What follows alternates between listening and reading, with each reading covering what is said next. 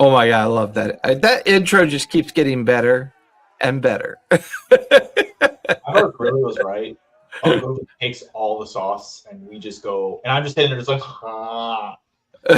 Makes me look great. Bungo, you look great. I love it. All right. So, where we last left off, the session begins with the crew continuing their journey to Idril Isle. Skrilo amputates Slick's cursed foot and installs a mechanical raptor claw, granting Slick better balance, but making him him clank a bit loudly. Seeking to make the ship more intimidating, Cinder sacrifices a fey creature covered in dragon's blood, casting fireball into the sails to create a rune that can ignite the sails into harmless flames. Meanwhile, Mordain makes a blood pact with his chaotic patron Gil, absorbing a spectral sailor's essence to carve dark sigils into the ship's hull. The red tide drifts into an ethereal fog bank, trapping them near the wrecked SS Zamish. A weeping voice claiming to be Gram lures them in with promises of hidden treasure. Realizing it's a trap, Bungo attempts to destroy the wreck with the ship's cannons, but it magically reforms. After a critically failed moonbeam spell accidentally teleports Bungo onto the wrecked ship, a massive sea hag drags him into the freezing ocean and chains him to the seabed. The hag subsequently drags Maggot and Slick underwater as well. Mordain dives in, uses a magical spectral snake to poison and stun the creature. Taking advantage of the stunned hag, Maggot slips the bag of devouring over her head, decapitating her and breaking the curse. The bag later spits out a cursed hag eye pendant, which Maggot trades to Mordain. The crew finally arrives at the neutral pirate haven known as Timberbrockton, while Maggot and Slick head to the raucous tavern called the Barnacle's Rest. Captain Bungo, Cinder, and Mordain visit the spire of the Old Salts to pay the respects to the town's ruling pirate council. They meet the eccentric Captain Thaddeus and present him with gold, a naval sword, and the cursed hag-eye pendant. Thaddeus, drinking a suspiciously thick wine, gladly accepts the tithe and gifts them a local estate. The session ends with a chilling reveal. By willingly offering this tithe, Bungo and Cinder and Mordain, have they unwittingly become familiars to a vampire pirate lord? Who knows? Currently, you guys are in the Barnacle's Rest, enjoying an evening of frivolity, gambling, drinking, and whatever you guys would like to do for the rest of the evening. What would you guys like to do next? Other than laugh at the pickpocket who's holding a stump of an arm. Oh, by the way, look at what... That's funny as hell. Look at what my nerdy wife brought me. That's neat. And it opens. And she also found like a 1980s McDonald's Flintstone cup. Ooh. She knows I like to put weird things on my shelves. Yabba dabba doo. Because she knows she's a weird chick like that. Good lord, what is Ivar doing now? Breaking his camera? I'd say, this is like dead of night now. Well, it's like the middle of the period of late evening, you know, where the height of the kind of like party atmosphere, the idea that the nighttime crowd that's out is probably the crowd that parties the hardest and enjoys both the gambling and the other opportunities within the Barnacle's Rest. Leaning up against the bar, you can see the barkeep, and you've overheard his name being used from time to time. He goes by the name Garrick. He looks to be a rather tall, burly-looking minotaur that seems to be the tavern keep of the place. From time to time, you see some shady individuals moving about, either sparking up impromptu gambling opportunities or drinking people under the table. And it's a very raucous and pretty bawdy crowd at this point.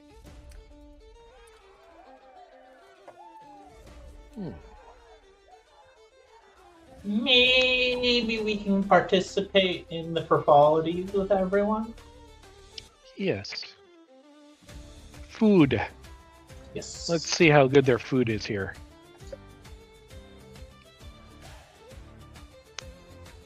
Actually, if I can wander into the kitchen. and help Give me a cook, I would do perception that. check as you look around for that opportunity.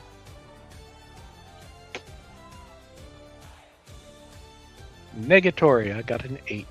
An 8. You actually don't see any signs of an access or... This place does not appear to be known for their food. By far the most prolific thing you see are vast quantities of alcohol, ale, beer, wine, and other things to drink. And salty snacks. No salty snacks. No sense of food being required here. Mordain, give me a perception check as well, if you would, please. That is a 13. Since you, Cinder, and Bungo have arrived later than both Maggot and Slick being here, there are the occasional individuals kind of mixed in the crowd that kind of remind you of Thaddeus's style of drink, where they're only drinking wine goblets, and there's obviously kind of like a thick substance in the wine goblet. They also seem to be more like enjoying watching the crowd than anything else. They're either by themselves at a table, kind of drinking in kind of very casual way, or they're paired up with each other in the deep dark of the crowd. They mostly seem like people just enjoy watching other people play and enjoy the evening.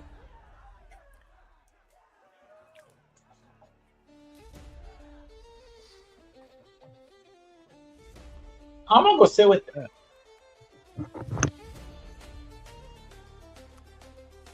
There's Maggot. Sorry, guys. No worries. I had to reboot my. I'm on my iPad. I had to reboot my Mac, and take it back to factory settings. That's exactly why it had to get rebooted. It's a Mac. I know. Laugh it up, fuzzball.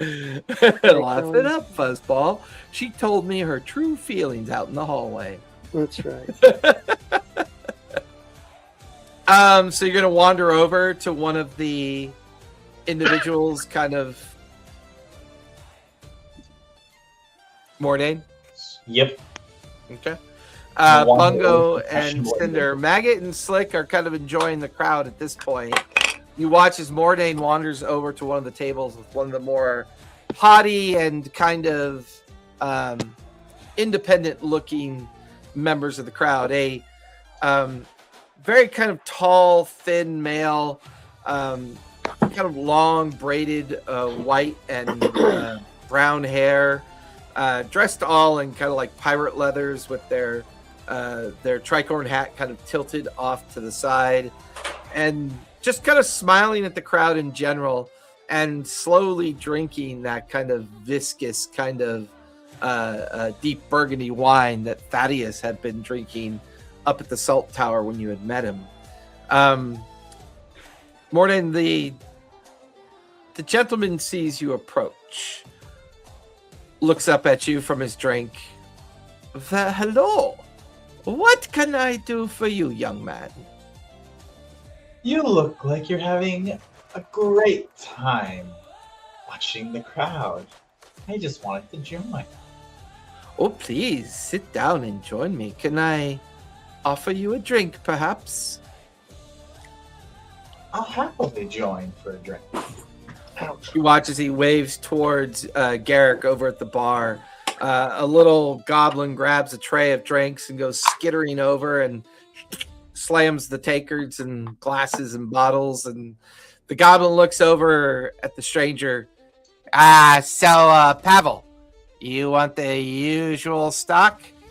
The gentleman looks down and, yes, please, the usual stock. Puts a big, strange bottle in front of Pavel. Pavel then kind of grabs it and tilts it over and looks at you. My name is Pavel. What is your name? My name is Mordain. I recently came upon this wonderful, joyous town. Oh, you like this place, do you? Oh, there's so much to be grateful for. You are much weirder than the crowd. I like that. So you've only just recently arrived into Timberbuckton, then? Just this eve. And what do you think of its unique people?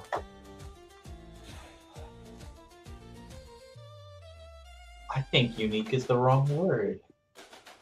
Oh, there's a different word? What word would you use to describe the people of this town? I'd say fascinating. There's much to learn. You imply much, young man. What would you like to learn about this town? I'd like to learn what we are sailing and learning with my crew. We are visiting shores. And what ship do you sail upon, young Mordain? As I'm kind of getting ready to talk with him, I want to understand, kind of get it like,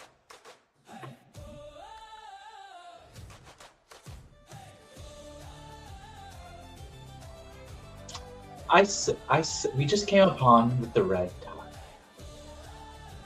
tide. Give me an insight check when you say the red tide. That is a 6. 6? He kind of eyes you a bit suspiciously, but then kind of motions. Go on, continue. You came upon Timberbuckton on the red tide, and have you had much success with your captain? Yes, our captain has brought us much to be happy with. And is that young halfling over there standing next to that smashingly gorgeous wizard? Is that your captain then? That is the captain. Do you think they'd join us for drinks? I think if you offered around, they wouldn't say no. There's a moment when you're staring at Pavel, who is no longer there. And you kind of have to take a double take. Bungo, standing in front of you and Cinder, is this tall, thin, lean, braided white and brown hair, wearing kind of pirate leathers with his tricorn hat kind of slightly askew of his head. He's got a twinkle in his eye, and he's like holding a wine goblet. Excuse me, but your friend over there, a youngster by the name of Mordain, I was wondering, would you like to join us for drinks, perhaps? Sure. Excellent. They don't have any food here, though. That kind of sucks. No, food is for the weak. Can I insight? I don't know. I'm just very suspicious. Yeah, go for it. Cinder's been feeling off since they left that weird pirate tower. That is a 12. A 12? Yes. He seems friendly, he seems inviting, he seems very trustworthy. Oh, I disagree, sir. Food is life. There's not like a kitchen that we could let Bungo cook in. He cooks very well. Like, honestly. Unfortunately, Tavern Master Garrick has not rebuilt the kitchen since it burnt down some 2 weeks ago. He claims he's going to get around to it, but he hasn't quite been able to accomplish the task. I mean, can we look to see? We're pirates. We can, make do with a little. Well, let's 2 weeks, no food. Well, no, there's food. I mean, you could obviously get food from the town Where if is you this require it. kitchen? Let's just look. Bungo, you want to look at the kitchen? Oh, I mean, I'm not going to be poking around and sneaking around, but if they let us, yeah. Bungo, you're a Ugh. pirate captain now. Gaddick, Take charge. Gaddick, these two weirdos Oh, here want to this see is- your out kitchen. Is that okay? Yeah, it's fine. It's over in the back.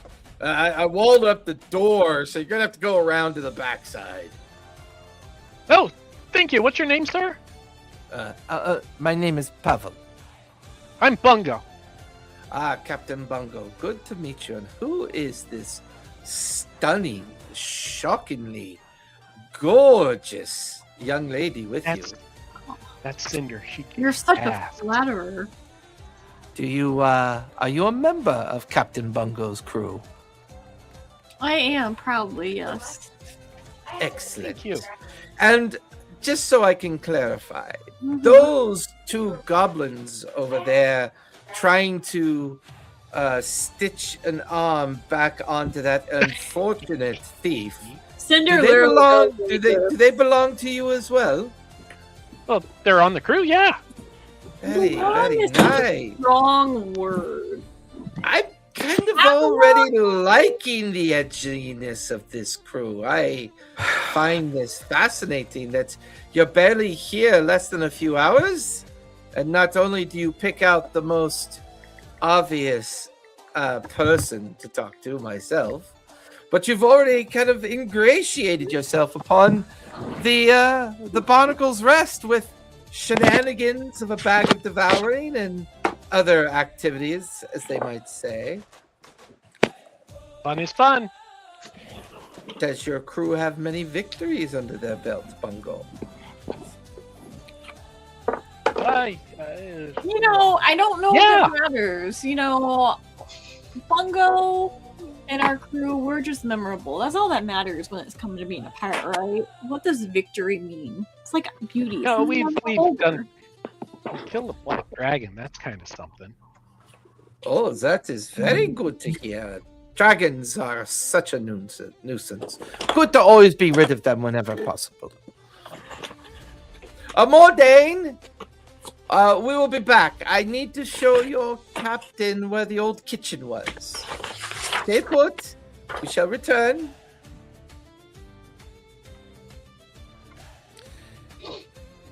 Great. Pavel kind of like guides Bungo and Cinder towards a side exit of the tavern. The two of you kind of pass through the door out into the alley. Obviously, sometimes people party too much and they get tired. There's a couple making out against the against the tavern wall on the outside. One of them looks like maybe they're already asleep. Hard to tell. You kind of walk by. You end up at the a kind of necking.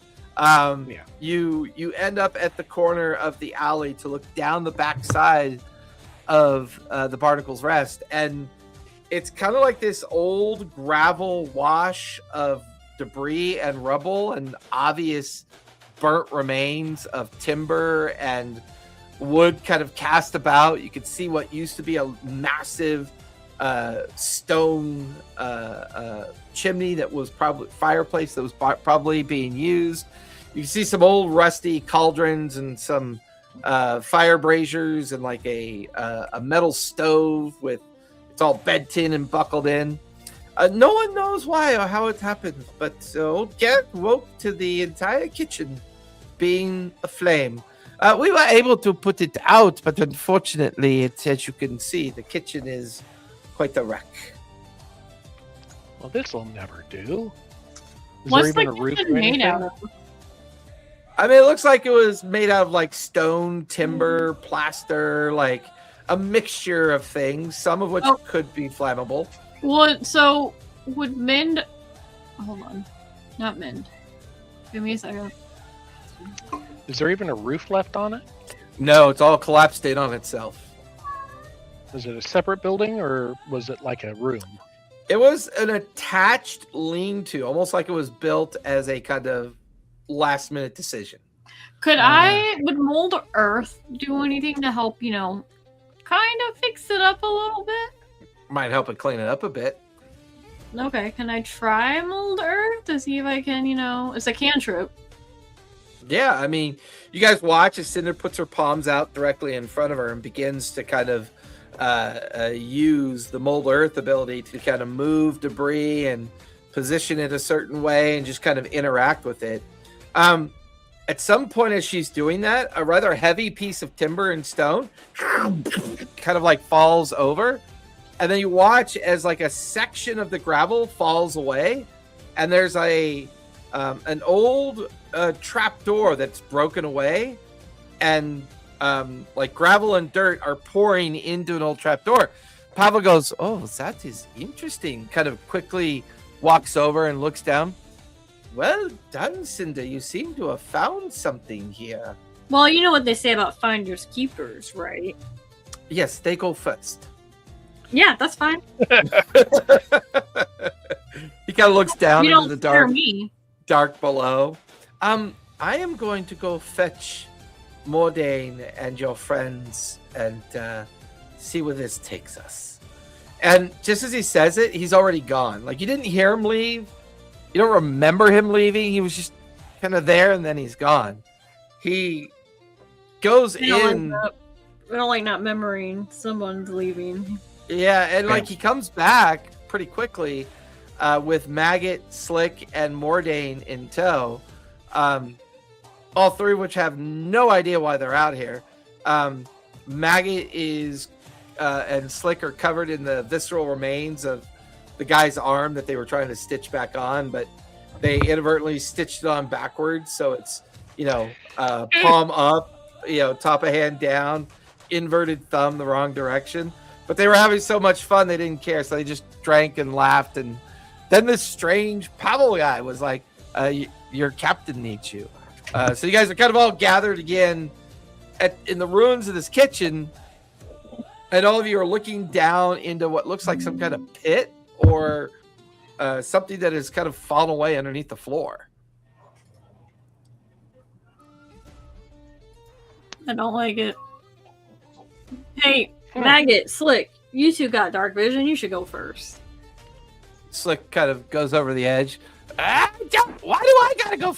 Make the new guy go first. I'm more important than Maggot. Make Maggot go first. Mordain, push him. Bungo, what? Push him. Push him. Push him. Slick just screams, falls into the pit. Like thuds on something on the way down, and boom, about 10 feet later, hits the ground. You can see his little shiny goggles kind of looking up. Okay, I'm already down here. Gets up. You can hear metal on metal.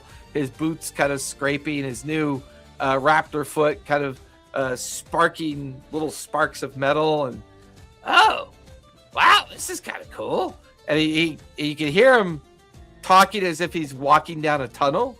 You hear his voice echoing back upwards. Hey, wait. Give us some light. Give us some light so we can see. Light? What do you need light for? Not all of us have dark vision, just to say. Oh. He pulls some contraption off of his metal brace section of his chest piece and lights it. And as he lights it, he holds it up. Okay. Oh, there's something I can hang it on. And he hangs it on a little kind of like metal pen. Hey, Maggot, you might like it down here. Why are we even here? Why did you drag me down here? I was gonna cook some food for everybody, but the kitchen was all burned out and shit, so... What if there's treasure that you could steal and I hoard? was having a lot of fun. My bag ate. I know that was fun. Grab You some could boob. You know, You could get money so you can grab more. stuff you do in Food for port. side food. This is shit that you do when you're not in port. What are we here? Why are you going in a dark tunnel for? Mordain pushes in Maggot. I was gonna say, are we just pushing Maggot collectively? I remember this morning. I hope you do. You know what? After they go down, I will jump down. I just want to make sure nothing eats them first. Yeah. Like, Where are we Slick at? is- In the tavern still? Yeah. no, you're in a back alley behind the tavern in the old burnt Great. out foundation of the kitchen. Cinder was molding earth to try to clean up the foundation and see what she could find. Mm-hmm. And it inadvertently caused the trapdoor to collapse into an empty space or an empty area. And then I was Pavel went wondering- in to go get Mordain and grab you and Slick and bring you out the captain. I was trying Okay. to fix the kitchen so Bungo could cook, and this just happened instead. Hey, Maggot's not there. He's down there. Okay. Pavel, are you coming down? Of course. Like you ask if he comes down, and he's kind of already there. Well, it's very dark in here, isn't it? What ooh, what is this? And he kind of like starts following Slick down the dark tunnel, and it's almost like somebody was down here mining or digging out this tunnel. It's maybe only about 4 feet tall, 3 feet wide, and it seems to kind of in a squirrely way wind its way into the dark. You could kind of hear Slick up ahead. What? Oh, another door. You guys kind of all crunch into the tunnel. Pavel's kind of like in the middle, and Cinder's in the back with Mordain, and then Bungo, you and Slick and Maggot are kind of up front with Pavel. And there's this like 4 foot tall by 2 foot wide, heavy kind of wrought iron door with a big iron rung kind of handle on it. There's a lot of strange writing all over the door, like almost like graffiti like writing. Down at the base of the Is it door. Druidic? No, it's not really a language at all. It's just weird kind of like Glyphs. it's like glyphs and like just like almost like people were just randomly writing things onto this door. And like right above the door, it looks like maybe there was a sign up there because there's like a broken piece of wood right above the door. And at the base of the door, you can see like the shattered remains of whatever was up there. Doesn't look like it's been opened for a while. Who's this guy that's with us? Ooh, Cinder. No. Who's this guy that's with us? Pavel? Huh? Pavel. Pavel with us? Yeah. Who's that? Some of them met Mordain him was before. talking to. What's he look like? Oh, you were cutting out on your stream. Yeah, that's his true. stream was cutting out. Yeah. Um, So Pavel he's is like maybe a little over 6'2". He's got long braided white and brown hair. Wears a tricorn hat, leather kind of armor. He's got a simple saber on his belt with a small pistol. He looks all the signs of a pirate, except he's a little, he's a little kind of vampire-y at the same time. Oh, he does like look like a vampire? I mean, he was drinking that weird wine that Thaddeus was drinking. He doesn't seem to be overly I don't know interested nothing in about food. Thaddeus because I wasn't there. Yeah, that's true. I mean, he looks a little... He was drinking viscous wine. Yeah, he looks a little edgy. Let's put it that way. What are you doing down here? Oh, I was trying to get young Captain Bungo and this fascinating young Cinder to have a drink with me and Mordain, but Bungo seemed obsessed with the idea of finding the kitchen. Well, I yelled out at Garrick if it was okay if we looked at the burnt out kitchen. He said, of course. So I came to show them a kitchen. I don't know why, to be honest with you. And my young goblin friend, what is your name? Maggot. Very, very fine name. Yeah. You're lying. All right. Well, I don't see a fucking kitchen down here, so what are we doing down in a fucking hole? Bungo's collecting the shattered pieces of wood and Cinder. This would be great for Mend if you can put the sign back together. We can see what it works. Bungo, I gotta be real with you. Mending is not my forte at the moment. I can mold earth. I can throw things. I can light things on fire. That's fine. That's fine. I thought I heard you mention it earlier. Sorry. I thought I did, and then I double checked my spells, and I decided not to take mending, but I had mold earth, which is why I asked what it was. Pavo cracks his knuckles. I've got this. Kind of points his fingers down at the broken sign. It kind of mends itself back together. He picks up the sign. Oh, keep out upon pain of death. Oh, there you go. Okay, I'll see you Sounds guys fun. back in the end. I will turn around. Is there a keyhole? Slick and Maggot are already going back down the hole or back down the hallway. Doesn't sound like kitchen to me. Well, now, Maggot, wait. I've always been told that when you see signs like this, something on the other side of the door probably holds a bit of wealth and Lots of treasure money. and loot. Riches. Oh, good. Well, you can go Just- first. Just think of all the boob and side boob and ass and boob you can drink with money. Just think about that. I got enough money for all that. I totally agree. Pavel, These are some of the cheapest whores I've ever seen in my life. I Next totally to think Pavel goblins. goes first. They are cheaper by the dozen. The money I'm going to use is to get a cure disease after this.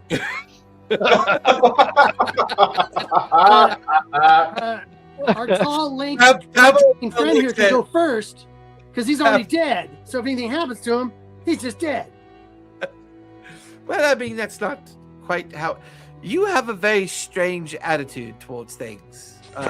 What? A Not maggot. wanting to die when you see a sign? You know, people make signs for a reason. Oh, possibly. Like He points rescue his- means you can go in there and take a shit. Right? No, He no. points See his- now, He points his finger at the lock, and you hear a clicking noise. And you watch as the door pops open. There, it's open. After you. He kind of like Slick is like totally like already peeking inside. Pavel kind of reaches out and pulls the door open, Not here. and then him and Slick kind of like All right, wait a Begin to- minute. I know I'm not the smartest thing in the book here. how I'm not far bad. are we I'm not away bad. from the ship? I don't have bad intelligence. Okay.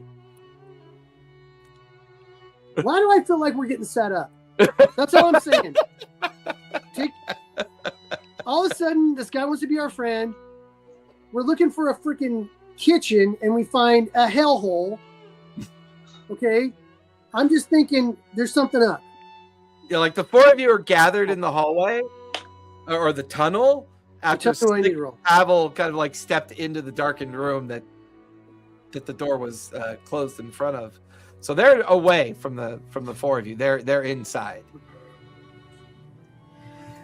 Listen, Maggie, if it makes you feel better, I'll just cast Fireball right into No. I'm not. I'm saying this to Jason. Oh, okay. I thought you Yeah. were like freaking out. I- So I'm like, I'll I cast mean, you Fireball can- right now. You can give me an insight check. Okay. 13. 13. I mean, he just seems like maybe he's a guy out to have a good time. Seems safe. Yeah, whatever, man. Bungo follows him in. Bungo, you I go follow over him. Maggot, I'm like, you can Yeah. throw me in front as a shield if you need to. Yeah, Oh, we need Are we you, within man. You know range what? of the You know ship? what? Go ahead, Mordain. You go next. I'll I go just- first. I go Range of the backwards. ship I'm just like, belt. wee. Oh, you're still up there. You never came down. Yeah, Mordain had been standing up there waiting for you guys first. So he was like the last one to finally jump down okay. into the pit. All right. Are we too far away from the ship for the crew? I mean, the only way to activate the crew, because I don't think you've finalized No. the construction of the Correct.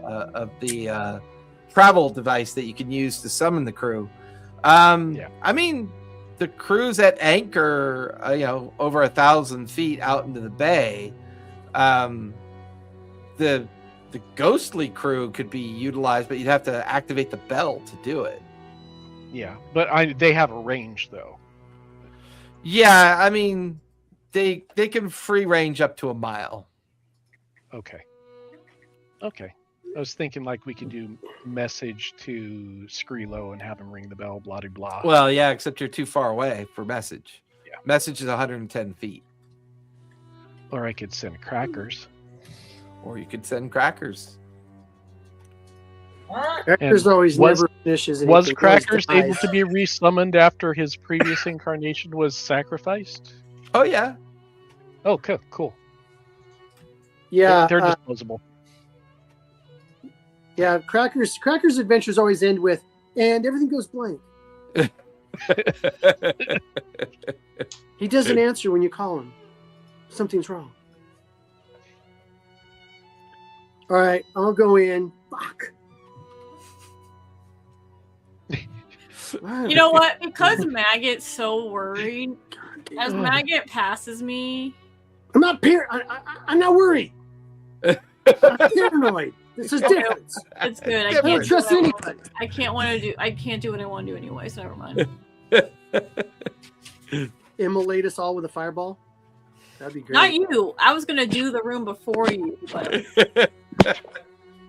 Bungo, as you and Slick and Pavel are inside the next room, you can hear Maggot's entrance into the room as well. And in the shadow of the tunnel, you can see Cinder and Mordain just outside, kind of watching you guys.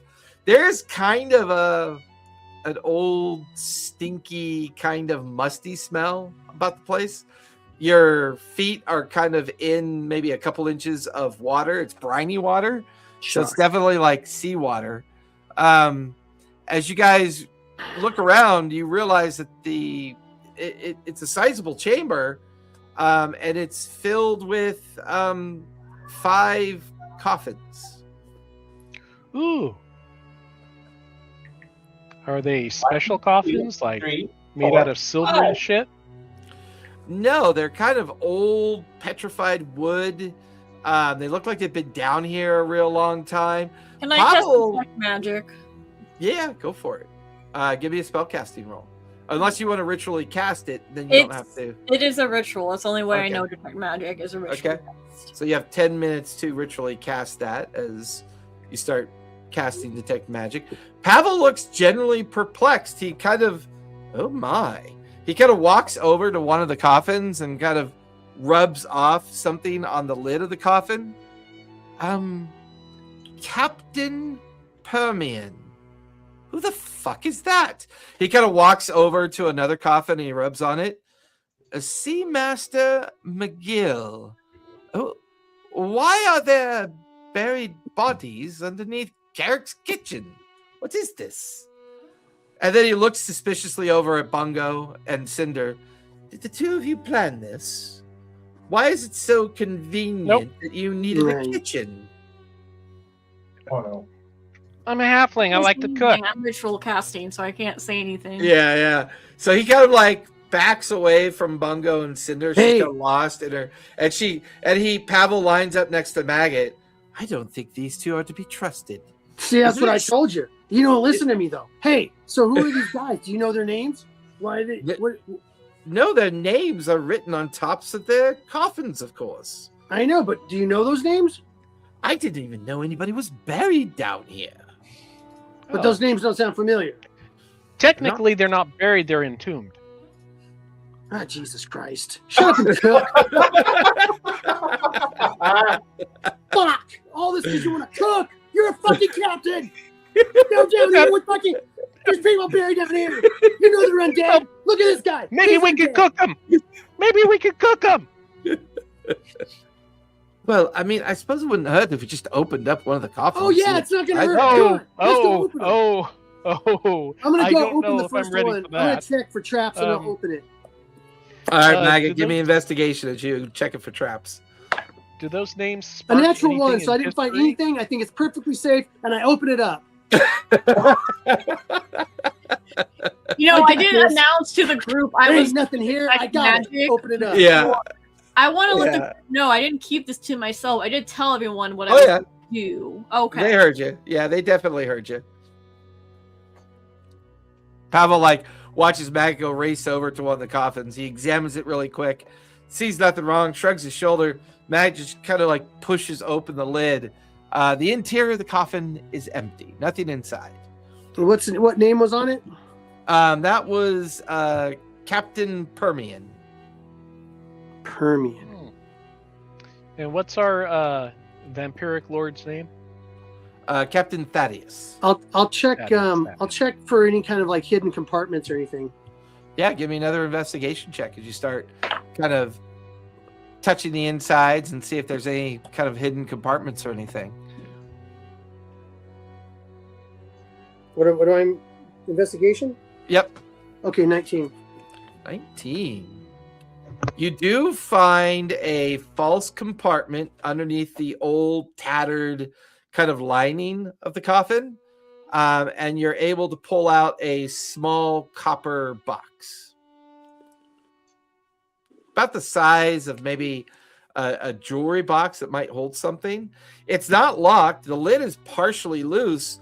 It appears to be filled with soil. I freaking knew it. Okay. Cinder, your detect magic goes off. In the fourth coffin, marked Bosun Smith, there's something inside of it giving off enchantment magic. And it's pronounced Smitty, but I said Smith. It's actually Bosun Smitty. So it's got a copper box filled with soil. Yeah, like a little copper box filled with some like not local, like not indigenous soil. Like it's very kind of like deep, dark, and rich, and it's strangely vibrant. And Hey, Fangs. Fangs, come here. Look at this. oh, normally I have to have sex with someone before they call me that. Yes. What do you need, Magnet? Don't tempt me. So, Give him time. so what's this? This is some kind of vampire shit, right? Like, look at this. Oh, I dirt in a do. box. Yes. My understanding, and I have one myself, back in my estate, in my coffin, I keep a small remembrance of the soil of my original homeland. That way, wherever my coffin travels, I'm able to regenerate myself. So this is important then. Is what I'm seeing in the box Maggot is messing around with? No, that doesn't ping any magic. That coffin that you haven't opened yet definitely has something in it. Maggot, there's something with magic in that last box right there. Oh, good. I won't touch it then. It's probably one of them fucking things that blow you half off your feet. I mean, you could like bury around it. I'll tell you when you're getting close. Can't you like do something with it? Like make it go away, or why don't you look for like some magic writing? There's usually some magic writing on stuff when you get blown up. I mean, there's nothing else that's giving me magic, right? Like writing, or should I just look to see if there is writing now? You can give me an investigation check as you kind of wander over to the casket and start examining it. So Yeah. Fangs, now this is the dirt from a vampire or whatever. So I got him by the balls then, right? Like I can do something with this to like. Well, I mean, technically, if you destroy or disparage or discard that soil and do not put it back in his coffin, if they were to return here and try to sleep during the day and regenerate themselves, they would fail to do so. I don't think they've been here in a long time. How do I get? Yes, I tend to agree with your captain. This feels like a old secret. Is what this place feels like. What'd you get, Cinder? Oh, I got a 30. I rolled a nat 20. Nice. But I was asked if I can cast guidance on myself to make that high. 30 investigation is pretty good. You kind of like stare. The one thing you notice about the casket, it's smaller than the others. The writing on top looks strangely different. It's actually a lot smaller than the others. What And do the you only mean strangely different? metal plate on top of the cover of the coffin says the word Tobias.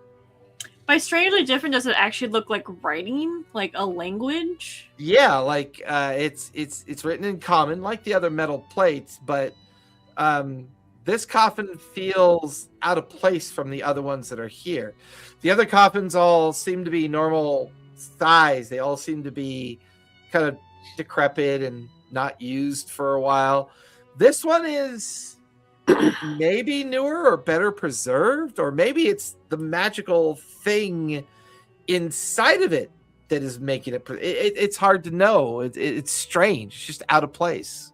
Do you know a Tobias? Pavel looks over. I have heard rumors of a formal admiral that goes by Tobias. My understanding is he died many years ago, of course.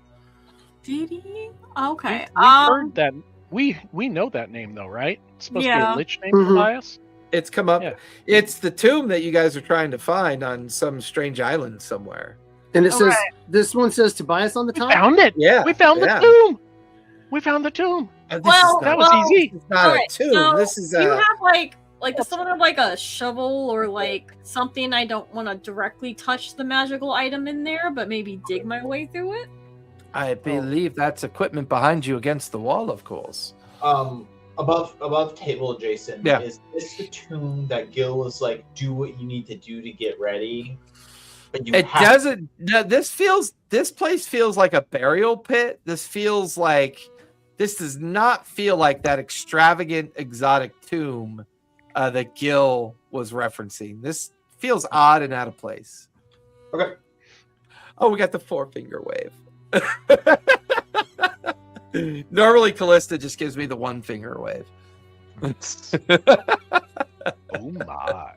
So to bring you up to date, Slick, you guys were partying at the barnacle, the resting barnacle. Is that what it was? Barnacle's Rest. Partying at Barnacle's Rest. Mordain went over to go talk to a rather handsome and possibly vampiric-looking individual that was enjoying a drink at the table. They had back and forth, and then Pavel had gone over to talk to Bungo and Cinder, and was trying to convince them to join Mordain and him for a drink. Unfortunately, Bungo was obsessed with trying to find a kitchen. Pavel yelled out at Garrick, the Minotaur barkeep, in regards to the kitchen that had burnt down some weeks ago. Garrick yelled out and gave them permission to go and explore the burned out remains. So as Cinder, Bungo, and this new person, Pavel, kind of headed out back to go and examine the kitchen, Cinder was trying to see if mold earth would improve or possibly show something of interest within the burnt out remains, and inadvertently caused a collapse that revealed a trapdoor and a 10-foot entryway into a tunnel down below. All of you then regathered and went down below and found a 40-foot long tunnel that ended in just this little simple iron door with a sign that was broken. It was mended by Pavel, and the sign said, keep out upon pain of death. Well, Slick and Pavel got super excited, decided to open up the door and immediately go inside. Now all of you are standing inside the interior of like what feels like a burial pit. It's maybe only about 4 or 5 feet tall, maybe 200 square feet in overall size. And there's 5 coffins in here. The first coffin said Captain Permian. Another coffin said Bosun Smitty. Maggot discovered a box in Captain Permian's coffin that had some possibly holy earth or native earth inside of it, convincing everyone that this coffin probably belongs to a vampire.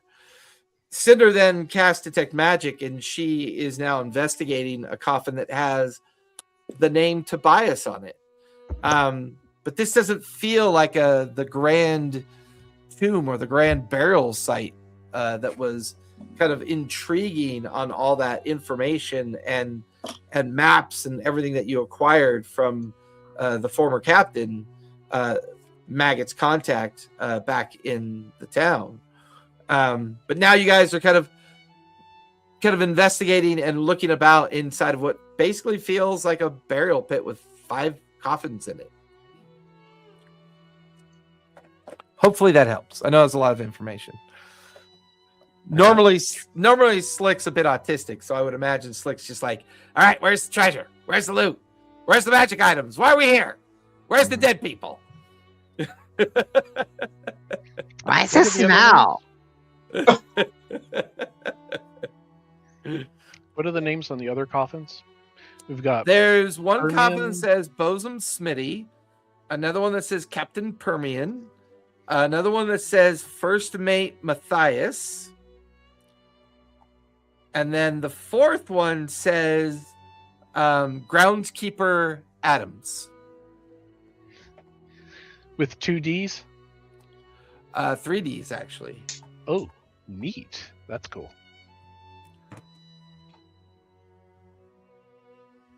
Yeah, Cinder, as far as you can tell, that coffin, the 5th coffin, that's kind of rather small, almost like childlike in size, and it says the word Tobias on it, which matches to some of the recent conversations that you guys have been having about locating. Wait, you said childlike?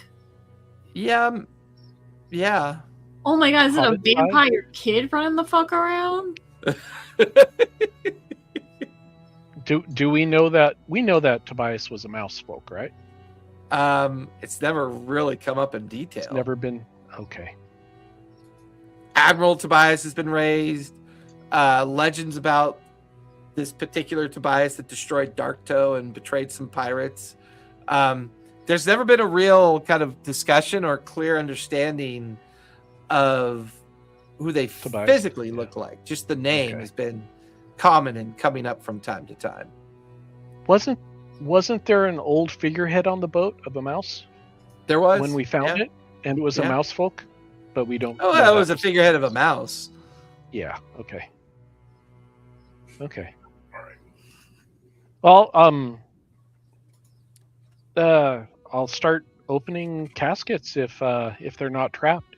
Hey, Can Maggot, I know you're not here. That But magic will you item. check these for traps? I'm here. Can you check these other ones for traps? I want to open them and see what's inside. Okay. Thank you. I'll check the Tobias one. So Cinder, as you stand at the coffin with the Tobias nameplate on top of it, no obvious signs of traps. In 19. fact, it looks like it'd be relatively easy to open. It doesn't look like it's sophisticatedly latched or closed or anything. Maggot does a quick loop through all the different coffins with the exception of the one that's already open. None of them appeared to be trapped. They all seem to be just kind of very simple, old, dilapidated coffins that look like they haven't been used in a very long time.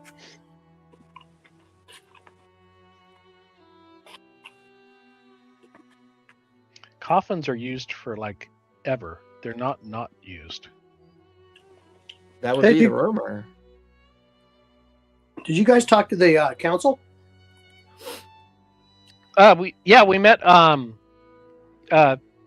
Is he Captain Thaddeus or is it just Thaddeus? I don't remember what He went by Captain Thaddeus. Yeah. Captain Thaddeus. He gifted us a freaking estate. We have an estate here now.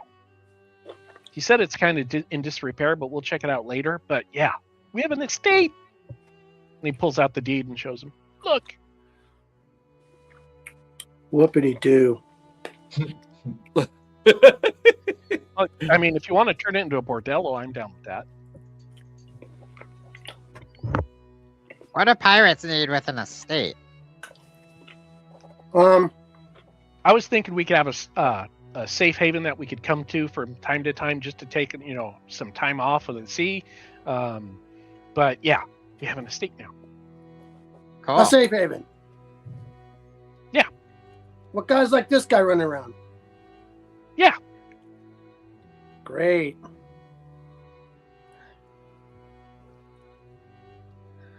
Ooh. Do all the I'm sorry, did we check the coffins or are I just checking for traps? Yeah, you just check them all for traps. They don't appear to be trapped. All right, open them all up. Okay.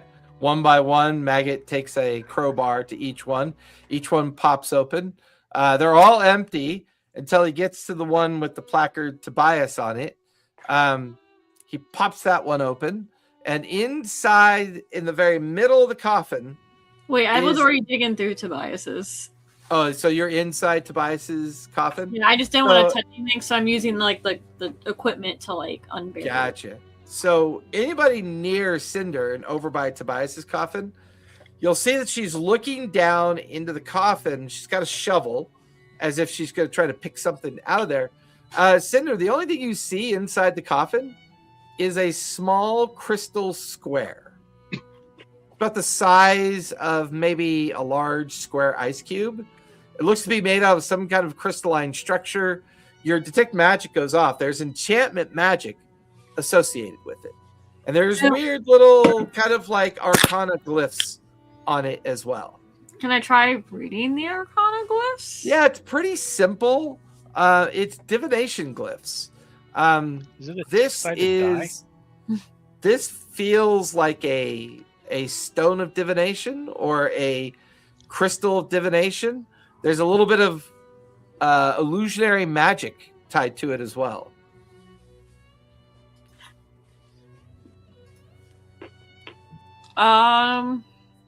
Does the item itself like look familiar? Am I making sense? Like, would I have seen something like this before? Or kind of have an idea what it is? You could either give me Arcana or History check on that. What is better for me? I'm assuming Arcana, but let me check. It is Arcana for sure. That is 15. 15. Yep. These are called illusionary message cubes. Okay. Normally, you would pick it up, place it on the ground, utter the word message, and whatever message is associated with it will play an illusionary message. Okay. I will let the rest of the group know that and be like, I don't know what else it could be, but this is what it like. Do we want to try it? Yeah. Do you want to try it like without certain people here? Usually, when you get a message, you play the message. Yeah, like it's like now that she mentions it, you've seen these before. These are not complicated, but they're designed to create illusionary messages for people. He takes out a little tuning fork and he like chings it and he goes up against the box to activate it. You pick it up out of the coffin. You set it down. No, you don't. Oh, right in the coffin. I'm just gonna reach into the coffin and with the tuning fork and activate it. Okay. Before you do, can you cast a spell through these things? Through these no. Therefore messages. Okay, good. Aren't you lights it in? It's in the name. Illusionary message box. Yeah, I mean, I don't know. Are you the kind that's like, I want a cheeseburger, no cheese? You mean you want a hamburger? Yeah. Man, you're sassy today. I just didn't know if it could trigger something if you played the message. You know what I mean? Sorry, I was dead 10, 24 hours ago. So like, or 22 hours ago. How's your foot? How's your foot feel? It's clunking. It's working. Why was that? Michael, you're distracting me. What? You know what? Snap, do it. Play the message. Hurry. I'm gone. God damn it. The tuning fork goes off, like has that like nice kind of crystal clear ringing sound that kind of fills the chamber. You watch as there's an explosion of soft light, and the cube becomes active, and it fills up the space. Pavel crosses his hands and looks at it like he is generally intrigued and interested by what's going on. You guys watch as a 2.5 foot tall mouse folk is now standing in front of all of you within the coffin itself. You can see the kind of transparent nature of the image, so you know it's definitely an illusion. And you watch as the mouse folk kind of puts out his arms. Ah, my friends, you have begun an amazing journey to find me. Now, these idiots that are around you, these 4 idiots, each one of them offers a clue. And here's the thing. If you can figure out what that clue is, it will help you find me. Now, first thing you got to understand, I am the smartest person you'll ever meet. So don't feel bad when you start feeling stupid trying to figure out this. And then you hear a voice in the background. It's like this orcish voice. It's like, come on, Tobias, quit being an idiot. We gotta go meet up with that Lexodon. And then all right, minute. So, anyways, first of all, there is Captain Permian. There's a notion of where he is from. And then, of course, there is First Mate Matthias. Notion of where he's been. There's Groundskeeper Adams. And that is not his real name. And then, of course, what was Bosun Smitty's job? Figure out these 4 clues. It'll bring you one step closer. And he flourishes in this illusionary coin and treasure spill and great Goonies style ships filled with gold. All of this treasure that I took from some ignorant pirates can be yours for the taking. Well, good luck! And the illusion disappears. Slick, you notice that the cube becomes inert. It no longer contains the message, but it is reusable if you choose to keep it. Now I'll pick the box up. Yeah, now you pick it up and drop it in your pocket. I'll give it to Bungo. There you go, Bungo. You can use this whenever you want, Captain.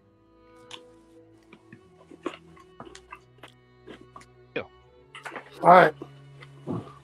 What was in all the other? You said groundskeeper. What was his name? Groundskeeper Adams, First Mate Matthias, Bosun Smitty, and Captain Permian. Mm-hmm. So, what did Permians have in it? Just the box of soil that you found. Yeah. What's the tomb of? What's Bosun Smitty have, if anything? Anyone is free to investigate now that it's open because you opened it. Oh, I guess I could roll for investigation, right? God damn it, Zan. Quit showing off that luxurious long hair. I will. It's gorgeous. It's right there. Me? Oh, yeah. Making me jealous. What is jealous. that, man? Is that you got a mullet? You just don't want to see the top of my head. That's all. Oh, it's all on the back. You got a bullet? A bald mullet? It's good in there. I will ascending forehead. Assist Maggot in his investigation. Okay. Yeah. You can either roll or give Maggot advantage. Maggot I just rolled. On D&D Beyond. I think I got a 27 or something like that. Oh shit, that's pretty good. Well, then you don't need advantage to roll. Wow. You did better than me. Yeah, between the two of you, looking into the interior of, you're looking in Bosun Smitty's or in Smitty's. Smitty's. Yeah, you find a sextant, device used for navigation. Okay. Where was it made? And then Neverland. What about First Mate Matthias? Give me another investigation check. See if you find anything in there. Jesus. A 10. 10. Anybody else want to try? Go for it. What's the roll again? 25. Investigation. My roll's not showing up. 18. 18. Looking inside of First Mate Matthias's, you find a blank map case. Just a simple kind of bone map case with a little bit of a cap on top. No sign of any kind of writing or anything on it. And it looks like the cap is off. So the interior of the map case is also empty. Does the map I have fit inside of it? Do you put the map inside, the one that you got from the headless captain? Yeah. It fits inside perfectly. As soon as you drop the map inside the case, there is some longitude, latitude, and obvious charting locations that suddenly appear on the outside of the case. Okay. That was cool. That was cool. About the What about Gravekeeper? what was in Groundkeeper's Adams? We'll go with Mordane's 18 on that one. You find a very well crafted and impeccably made hand shovel. Seems to be made out of silver and some kind of rare wood. Cinder's detect magic is up. It is not magical. Is there a maker's mark on it? Give me investigation or history check if you'd like to look for that.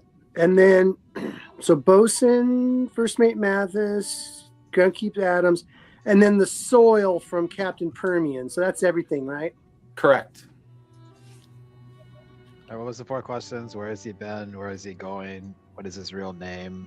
And what was his job? Ooh. I'm gonna Is that right? I'm gonna put a little bit of that soil on. Good this. note taking, Zan. That was solid. I'm gonna put. Bungo, what'd you get? Well, hold on, Bungo, what'd you get on your roll? I got an 8 for investigation, but a 16 for history. As you study the shovel, you realize it's elvish in make. There's an elvish maker's mark on it. It comes from the city of Singorn, southern region of Tal'Dorei. Singorn? The city of Singorn. Okay. But Adams wasn't his name. I start trying to unscramble Adams and Gravekeeper Adams. I mean, I can help. When I roll investigation, I got a 25. I don't know if that does anything or not. Okay. I can So help. try. So what are you trying to do with that investigation? Do you want me to help you unscramble the name, Bungo? Yeah.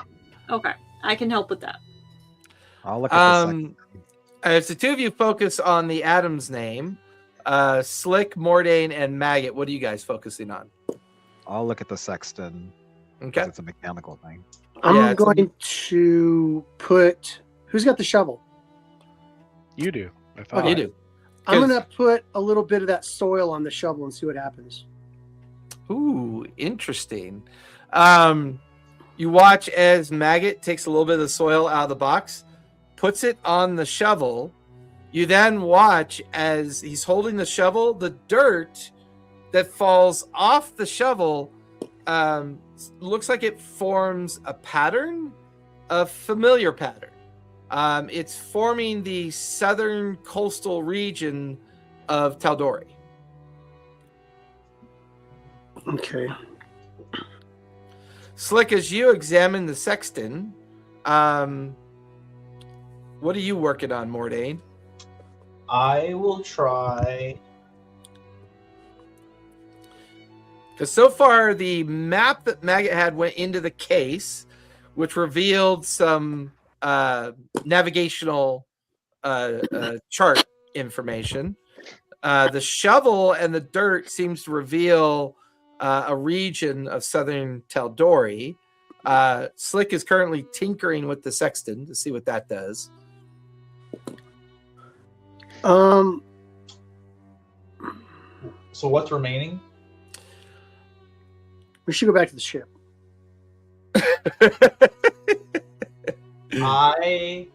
Mordain is going to go to Tobias's tomb. Okay. And His he's coffin. going to think the way to understand the smartest man is to fill his shoes. And given this is a coffin, he's going to go lay in said coffin.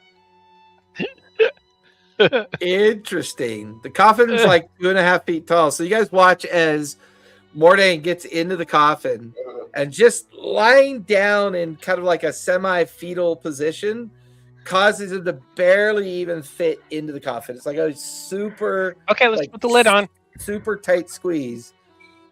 As you guys go over, Mordain, you're lying in the coffin. You look up. There's a map engraved on the roof of the burial chamber. So as they're putting the lid on top of you, you're like, wait.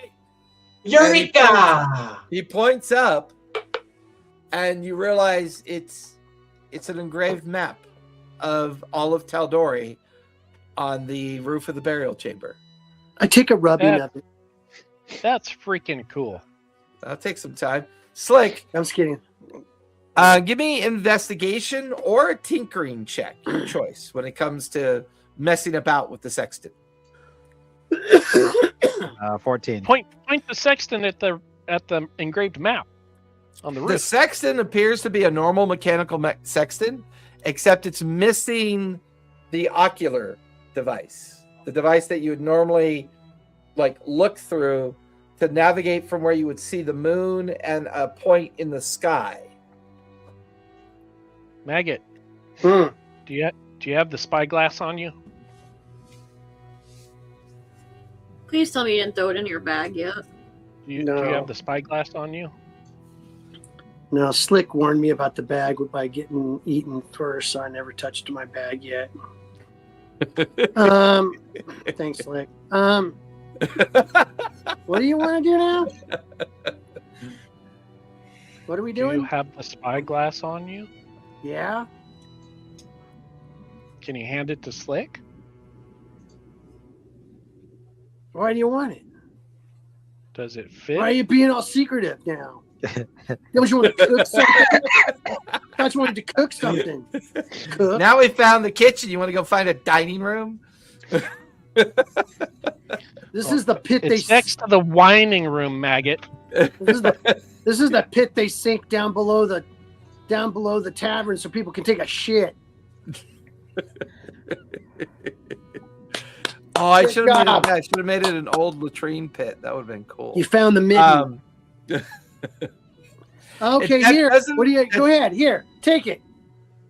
You think it's gonna fit in that thing? It ain't. Yeah, I mean, he pulls it out and Slick kind of looks at it and looks at the sexton. It definitely doesn't look like it's going to work. That was a thought. Does the map case look like it would fit in there? To fit in there? Looking at the map case, oddly enough, the small copper lid of the map case looks like it might fit inside of the ocular containment of the sexton. Okay, Where I'll did you hand get it that to thing again? Bungo. Here you go. Put it in there. Hand it to Slick. Captain. Cook. Slick, the cap drops perfectly right into place. There's a small pinhole kind of almost not even noticeable until you put it on there and looking through. A little bit of light kind of peers through a pinhole on the lid. This feels like you're meant to point the sexton up at the map that Mordain found on the ceiling and somehow match the coordinates on the case on the ceiling, and that may reveal either the next clue or the location of Tobias's tomb. Do it, do it, do it, do it. Who found that? But if Slick does it, will he actually tell you guys?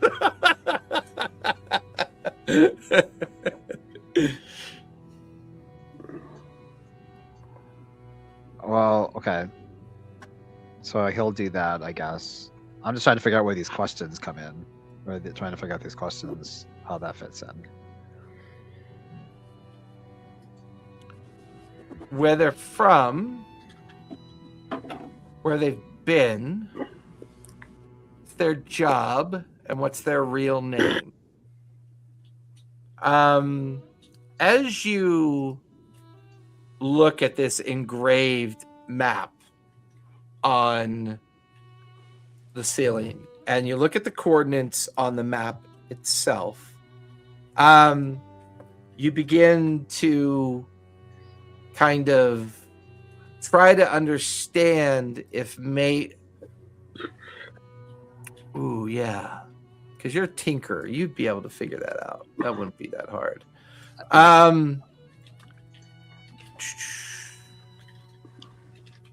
Not very wise, but I'm pretty smart. Yeah. Well, yeah, we've seen your wisdom at work. Bungo, who's helping you with the Adams name? That's you and Cinder working on the Adams name. Yeah. Is he a famous gardener?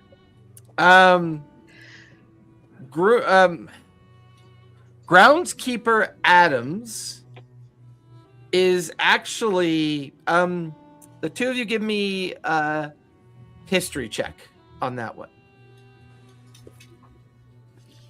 15. History. I got a 14.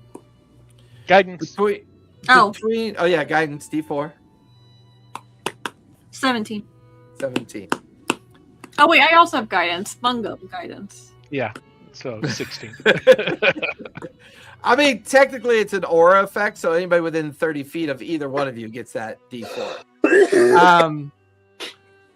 The Groomskeeper Adams is an anagram. As you begin to rearrange it, it's an anagram to an Elvish word, and that Elvish word means Bensful Plateau, which is one of the locations on the very southern tip of Tal'Dorei. That might mean the soil is from that plateau, which means anybody with the ability to scry might be able to figure out where that soil came from. The part about where they've been, the first coordinate on the map case points towards the Bay of Chug Nizgril, which is in between the locations of Hadar Fey and Tazarm on the southern tip, which creates almost like a triangulation kind of viewpoint of the bay. Maybe whatever triangulation of the 3 different points. Yeah. Almost like triangulates into the bay area. But then, of course, there's the region known as the Quiet Shallows, where some of the original information had you guys pointed towards that that overall region.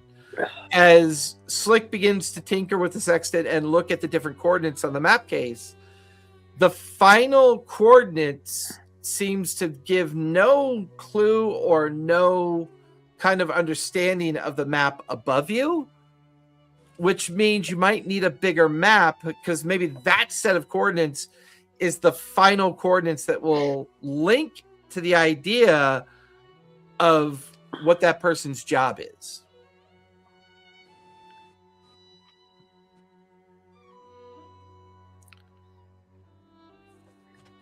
I'll relay that. Okay. Do you think This there's looks a like library here? no money in it, so I'll relay it. Yeah. And I can like research this. I feel like Cinder's gonna need a library. Ooh, I mean the council that run Timberbrock might have access to a library. We're seeing a bigger map, right? Yeah, our vampire lord might have a huge map. Yeah. Hey, Fangs. Yeah, What, yeah. Is there anybody with a lot of good maps for the area?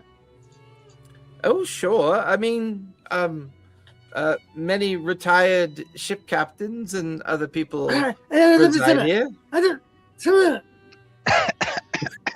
you? I'm sorry, I don't speak Goblin. You'll have to Do try. you? I'm glad you don't. Do It's you like just kind of chuckles to that one. know a person or someone, like maybe you drink with or something, that has really good maps you can take us to? I don't want to know generalities. Give me a persuasion check on that one, Maggot. Let's take us to some maps. Persuasion. I'm not a very good persuader, I don't think. But let's see. +2. No. I got a 4. Well, I speak in generalities. Intimidation. Yeah. Try intimidation instead. Do it now. Listen, Fangs, get your buddy down here right now. Right? You give me an intimidation roll instead. I think that makes sense. Okay. Do we have nice maps on our ship that would 14. help? Better. 16. 16.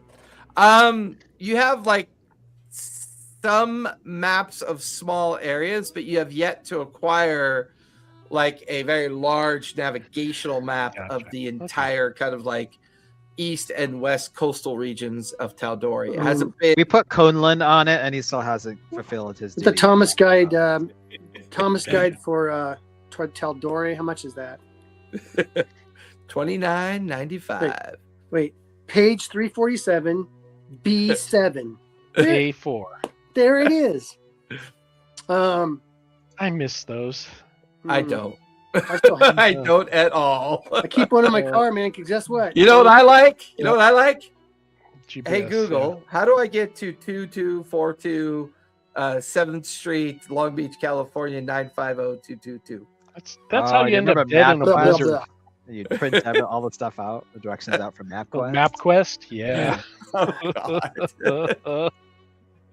All right. Pavel looks at you and goes, "All right, calm down. I will contact my friend Dimitri. I'll have him meet us at the Barnacle's Rest. He will, of course, require drinks to ply him, but I will have him bring his best maps that he has. Of course. Okay, and what do you do here? Are you pirate or? Well, a little bit of that, a little bit of this, a little bit of that. I mean, Do you have a ship? I'm an opportunist. Oh, good. Do you have a ship? No, I don't have a ship. Do you want to be part of our crew? Well, I don't really need to travel right now, so I really don't. I don't want to be rude or inhospitable, but You can just say you don't want to. That's fine. No, it's not that I don't want to. I find all of you very intriguing, and all of you are quite. Even the goblins are quite handsome. No, it's not that. I am not in, how should we say, need of coin or income. I'm quite well to do. Oh, he's one of the top 1%. Okay, gotcha. He's already got his booty. We don't need him. He kind of looks down at his butt. What about my booty? All right, let's go. He's definitely not a pirate. He doesn't know. Let's get out of It's here. And get some ample. drinks and wait Your for your booty is friend. ample. With that, you guys leave the burial pit. You find your way back down the hall or the tunnel. An old kind of rickety wooden ladder that's been petrified over the many years. And one by one, you crawl out and find yourself back up in the alleyway. You could hear the rowdy crowd inside. You could also hear the kind of tavern music spilling out as well. How long will it take your friend to get here? Oh, he's already on his way, of course. Oh, well, thank you. Of course. Magic is a wonderful thing, isn't it? What do I get you to drink? When it works.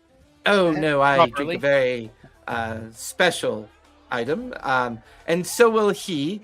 Don't worry, he will bring his own drink. He finds the notion of being offered a drink to be very courteous. Oh, well, I'll offer him a drink. And whatever you offer him, make sure it's something that you like, because when he graciously refuses, he won't feel bad watching you then drink the drink. Oh. Where'd that guy go that we chopped his hand off? You guys come back inside the tavern. Well, technically, you and Slick stitched it Slapping like back this. on. You stitched it back on, but like inverted with the palm up and inverted fingers going the other way. So he's sitting at a table with like cloth wrapped around his bloody kind of reattached hand and arm. And he's just kind of rocking back and forth with like clearly traumatized. Probably will never try to pickpocket ever again. I'll walk over to him. I'm really sorry. I had reach no into my idea. coin purse now. What? You want to reach into my coin purse and get something out? What? Now you're flirting with me. I'm asking you a question. Well, who are you talking to? I'm talking to you. I can see you. This is the guy with the hand, right? Yeah. Yeah. You just said you asked him if he wants to reach inside your coin purse. That's He's like, right. are you flirting with me? Like you reached into it last time. Oh, your bag. No, nope. I've learned my lesson. He kind of like holds his like very awkwardly restitched hand and arm and kind of gets up. So excuse me. Yeah. Before you leave, rudely. Yeah. You owe me What do I owe you? for trying to steal from me. You have a debt to repay. But I didn't steal anything. You tried. Now, you can either die right here, gurgling in your own blood, or you can join me at the table over there. You have 3 seconds. Okay. Are we still on the island where we're not supposed to kill anybody? Okay. Yeah. Okay, Yeah. Just want to make sure. Right this way. The guy's just like grossly intimidated. Pavel just like is covering up a laugh. He's like smirking into his hand the whole conversation. I sit, I go to the barkeep, I get 2 nice goblets, and I set them down, and then I wanted to have like maybe one of those things that you put like maybe a champagne in, just a nice deep, Flute? big kind of goblety looking kind of thing. I mean, Champagne and it's the pirate island of Timberbrockton, so they don't match, but I mean they look like very fancy glasses that were probably stolen from somebody. That's and good. ended up in this tavern. So yeah, they're reasonably fancy. They just they're not a match set. I'll put it under the table, kind of like right under the legs of what's that guy? What's hand guy's name? Pavel? No, the guy who got his hand bit off by my. That's something I'll have to look up. Hold on a sec. I didn't realize I was going to NPC that guy. Yeah. Limbo. Have a name or just random thief A. Landon. His name is Landon. Right between Landon's knees on the ground, underneath the table there. Are you being secretive about it? I just sit it down there. I don't pretend I'm matching it up or anything. I just put it down there. Well, we're gonna meet somebody really important, and I really want to impress him. Okay. How does that work? Just be courteous to him, okay? You seem like a courteous guy when you're not trying to steal. So be very gracious and offer him a drink. Okay. At that moment, the door opens and everybody turns to look. This kind of short, squat-looking dwarf with a strange kind of cataract on his left eye. He's a very unusual kind of gray and pale. His beard is a bit scraggly. He's wearing just kind of very simple leathers. His eyes kind of have that kind of faded look to them. But as soon as he walks in, everyone immediately purposely ignores him, goes back to whatever they were doing. You watch as Pavel waves, Dimitri, over here, good sir. Dimitri comes waddling over. What is so fucking important that you get me up at this? I'm kidding. I wasn't asleep. I don't really sleep. Anyways, you needed maps, Pavel. I brought all my good Tal'Dorei maps, as you said that you need. And he takes this big giant leather case and thuds it down on the table. He rips open the leather ties and out spills this amazing, like, poster size collection of multiple Tal'Dorei maps. Nice. So the map that you guys now have access to is now in Discord.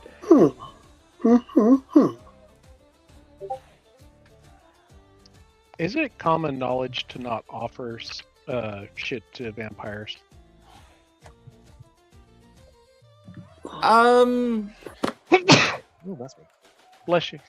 I mean, that's going to require a history check to see if you're contemplating the difference between urban legend, myth, and kind of fantasy world reality of what people might know about vampires. Yeah, just what Bungo would know. Yeah. Is... Give me a history check on that one. Oh shit, 18. 18? I Yeah. mean, all the information that you know about vampires comes from heavy drinking, carousing, tall tales, and they all conflict with each other. One will say one thing, another will say another thing. There's no real sense of a legend or lore that makes sense to Bungo. Okay, that's good. Is there anybody? So Maggot and over there. Is Mordain or Cinder? Are you guys not at that table with them? I think we're all at the table, correct? Yeah, we're all at the table. Yeah, I'm trying to see what I can steal history book wise or map wise, like find out where the best places for stealing is.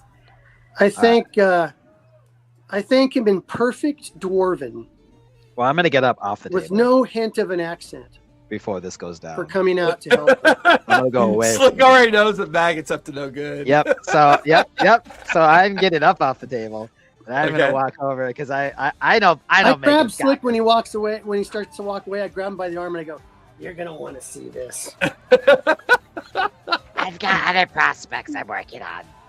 I know you've got this. And then I say in Goblin, I said, "Don't give him a quarter. Give him no quarter." So I nudge the guy. Like. So, Cinder, you're over there kind of rifling through the maps that Dimitri has set on the table. Slick has gotten up to go do something else. Maggot is putting together some impossibly curated, detailed way of draining Landon of all of his blood, and then obviously offering up a goblet of blood, as he says in perfect Dwarvish, to obviously impress Dimitri. Mordain and Bungo, what are the two of you doing in the middle of this? Bungo is going to offer to spice their wine with 5 hit points. Please don't make that sound to Dimitri. This I don't know how LG to goo do that. comes out of the AC tube. It's from my mushroom farm. Don't worry. It's from my mushroom farm. Mordain, what are you doing? I'm going to be trying to interact with Pavel. I want to ask him about the captain that we met.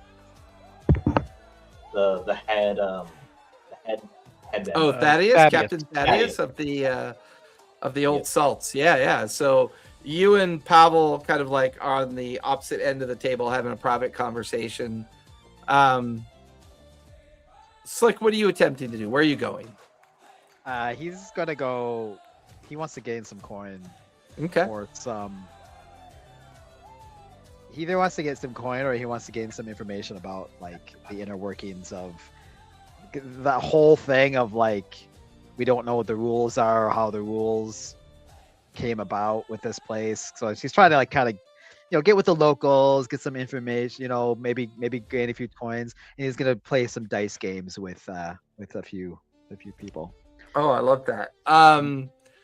As you step away from the table, knowing what Maggot is probably up to, and better not to be around for its possible backlash, You see a pair of twin kobolds down kind of near the back of the tavern, where there's a kind of like an empty area where a group of goblins and kobolds and other humans, a couple dwarves and halflings, are all kind of in that traditional neighborhood dice rolling motif. And, you know, they're all kind of like on their knees. The two kobold twins are currently rolling dice up against the wall. There's cheers and yells of dismay as they seem to be playing a game. You overhear that the two kobolds are called Rig and Rattle, are the names that they're referred to. They seem to be playing a game that is referred to as a gambling game called Kraken's Reach. It's fast-paced. You know a little bit about it. It uses 3d6. So the dice they're using are made from human teeth that have been kind of shaved and formed with little, you know, kind of, you get the feeling that they probably have the education of a grade schooler. So all their writing's a little bit janky and not very good. And they're clearly playing some kind of game. But they're also talking smack and they're talking shit to one another.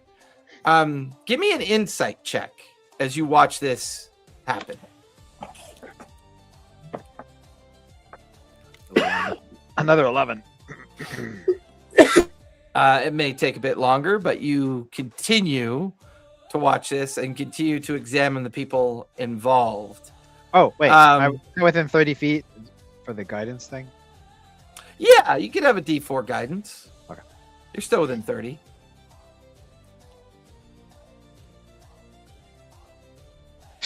$12. Okay. 12. Yeah, you're still struggling to like listen in on the whispers and what people are talking about, and so far nothing too interesting has kind of burbled to the surface yet. Mordain, you and Pavel are kind of off at the end of the table watching as Maggot and Dimitri are having a conversation. Cinder is shuffling through the maps. Bungo, I forgot. What are you doing again? Oh, that's right. You're spicing up Dimitri's drink as soon as Maggot gets it properly prepared. I'm going to offer it to Pavel, too. Okay. Pavel looks over at you, Mordain. Yes, what can I do for you, Mordain? You seem distracted. I met someone so fascinating earlier today. Wait. More fascinating than me? Look at me, I'm gorgeous. You are gorgeous. Oh, thank you. I just like to hear it. Captain Thaddeus. I don't know. There's just something about him. Oh, well, he is someone to be definitely considered. Well, you see, Captain Thaddeus is at the head of the Order of the Old Salts, a council of 5. If you're fortunate enough to meet him, I highly recommend you keep your conversation short, and by no means you should never give gifts to Captain Thaddeus. Nor should you accept gifts from Captain Thaddeus. There is always something attached or even some kind of rider in mind whenever he does such things. What happened? What happens? Oh dear Mordain, what have you done? What have you and your friends done? We met with Captain Thaddeus. We spoke at length. We Very offered good. him 5. Oh, you offered him gifts, I take it. Yes. Well, maybe it's not so bad. Did you accept a gift in return? Above table, did we? I don't remember. Yeah. The House. Estate. The estate, yeah. State, dipshits. Yeah, we got the estate. See, I saw that as a gift for us as a whole, not individually. So Green Maggot, you can take all your whores back there. You never take them I home. wouldn't You want take them to to. somebody else. Vampire Bordello. They You never never get take old. a board to a second location. They steal from you. Stay over there that's been abandoned. Well, it has new ownership. Yes. Okay, so Yeah. this is what you and your friends need to do. Take possession of the place, of course. You don't want to look rude or disconcerting towards Captain Thaddeus. Now, Captain Thaddeus is a very, very old, as your young friend Maggot likes to call us, Fangs. He's a very old member of the group. I'm quite young, actually. I was only turned maybe 20, 30 years ago. And no, I do not miss the sun. Anyways, take possession of the estate. But by no means allow Captain Thaddeus to be invited into the estate.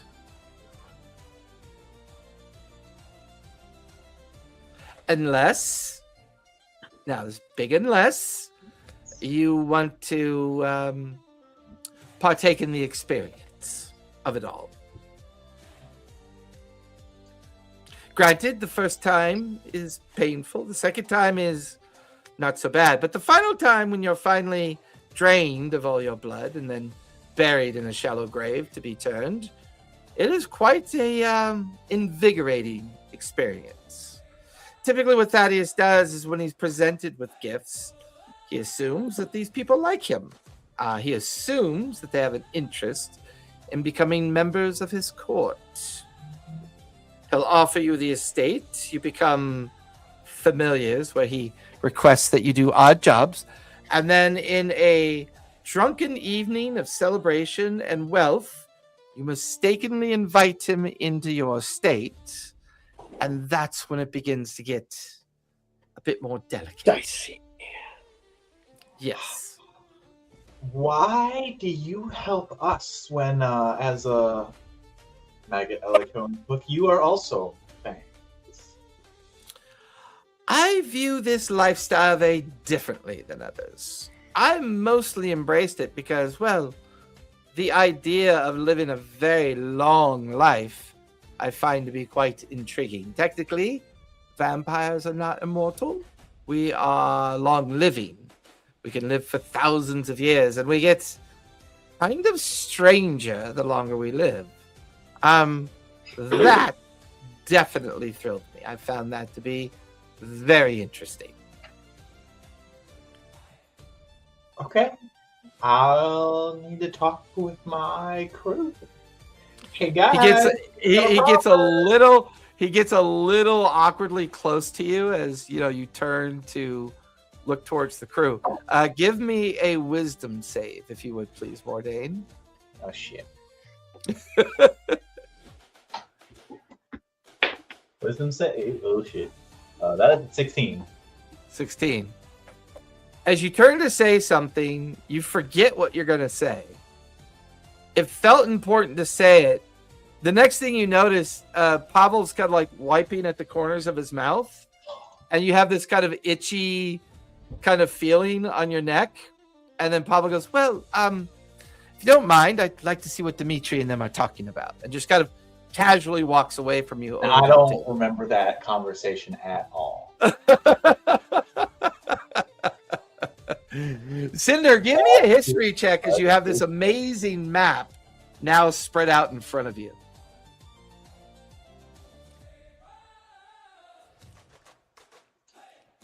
Okay, let's see. I got another 17.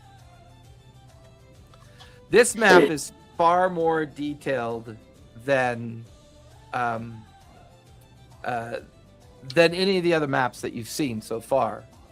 More importantly, the map of the Rifinus Peninsula, there is a small community called the Ortem Velik. The Ortem Velik is renowned for famous shipwrights, a profession that might match the reference of the clue, a job that that they did or a job that they would do. It's possible this could be a shipwright clue. And perhaps maybe that location of Ortem Velik might be a place to go to and find either the location of the Quiet Shallows where this tomb might be, or possibly why the plateau, the Hadar Fai, and the Tazarum are this kind of triangular of locations. Maybe it finalizes something within that region that might reveal a clue as well.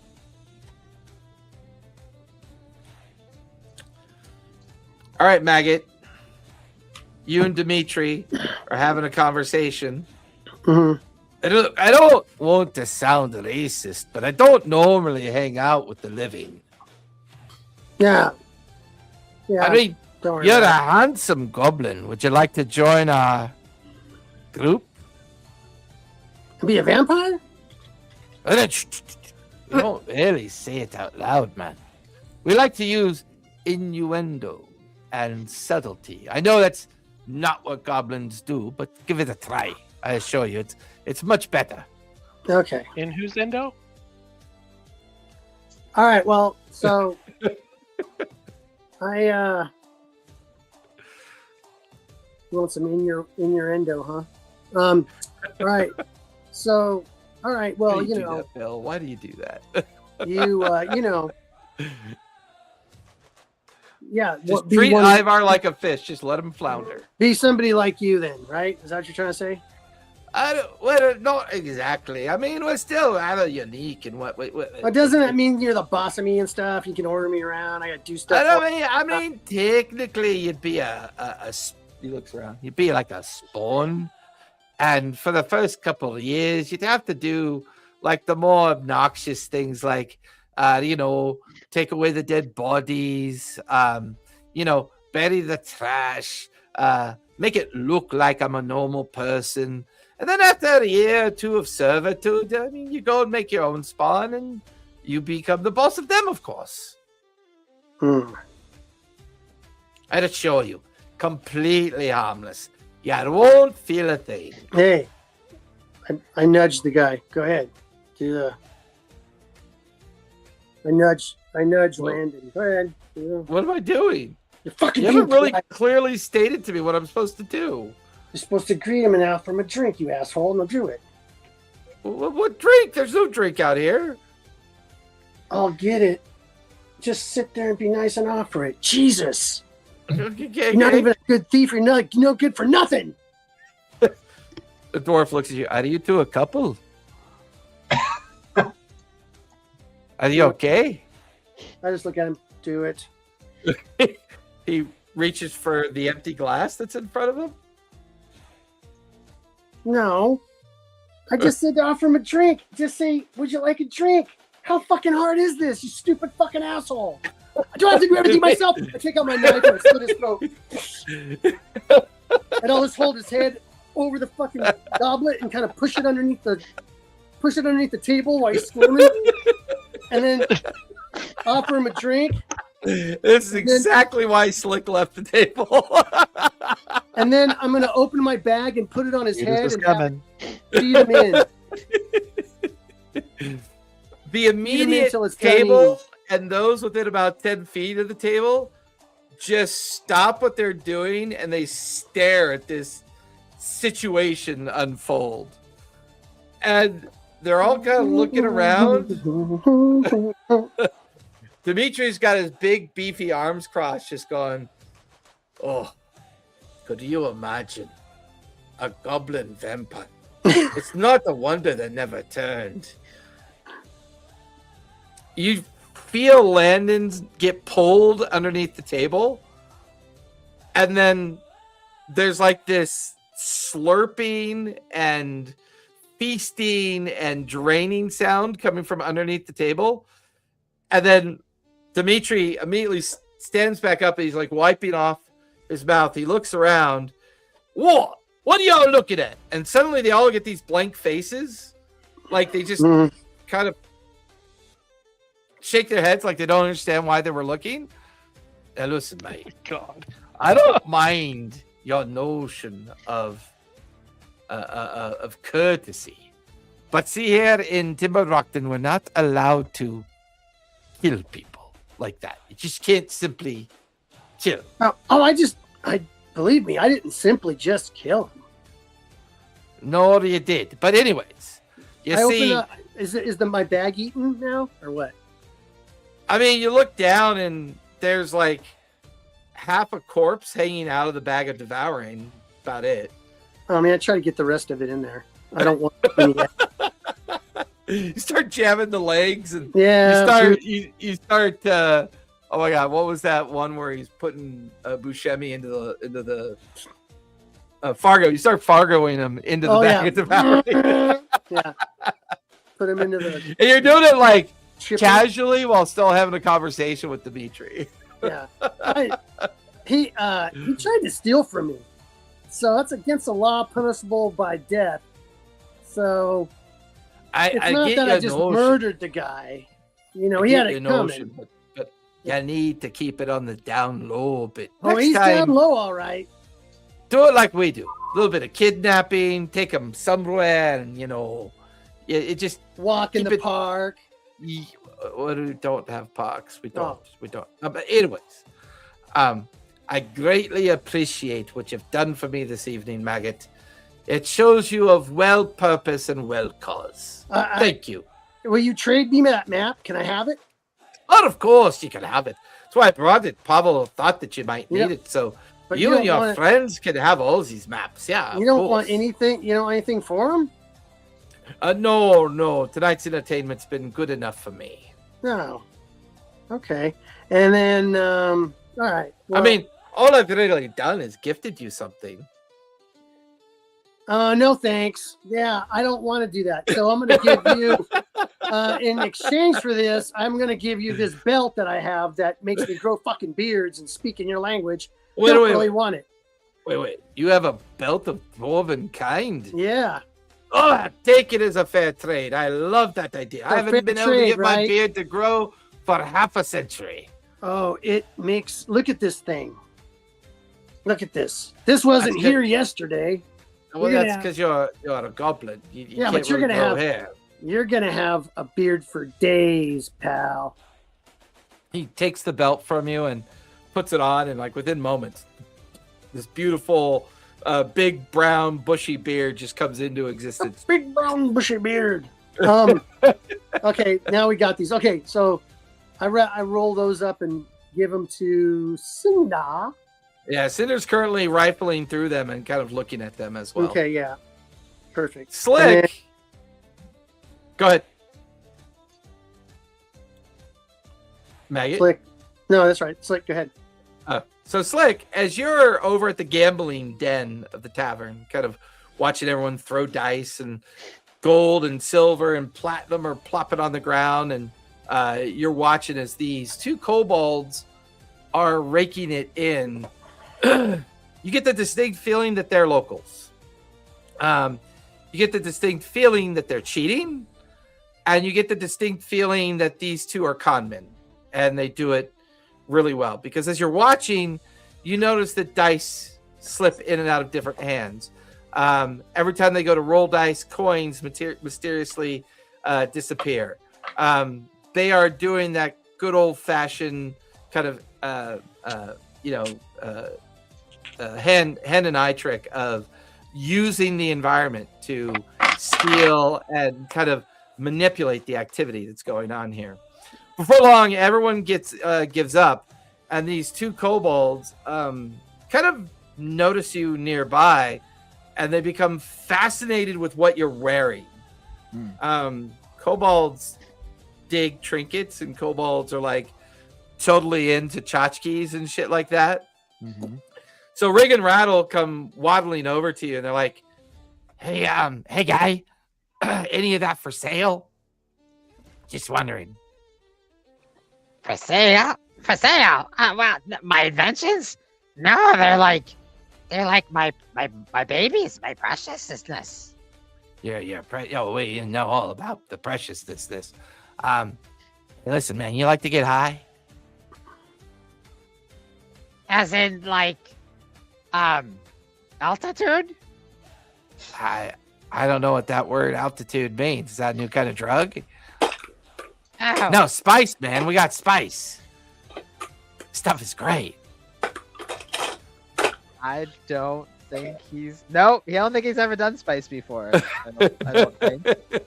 And then, like, You know- they're holding these little orange chunks of meat in their hand, and you watch as Rig, he takes a piece and pops it in his mouth, and his eyes immediately get blown out, go dilated. Yeah, these are great, man. You could do more. You can last longer. You can stay up for days. This is the best stuff in the world. See, that's the fun thing about Timber Brockton. It's everything goes here, man. And listen. You're a goblin. Me and my brother Rattle, we're kobolds. You know, people don't normally like or trust us. They find us distasteful. You know what I mean? But Thank you. listen. I heard that laugh.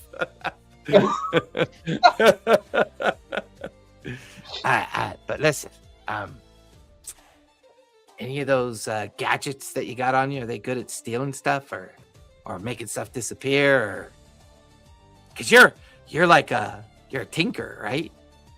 Yeah, I got a few gadgets here that I can probably, bend the light around you and put a cloaking device on you or whatever. Hey, I heard you saw you were like playing dice over there.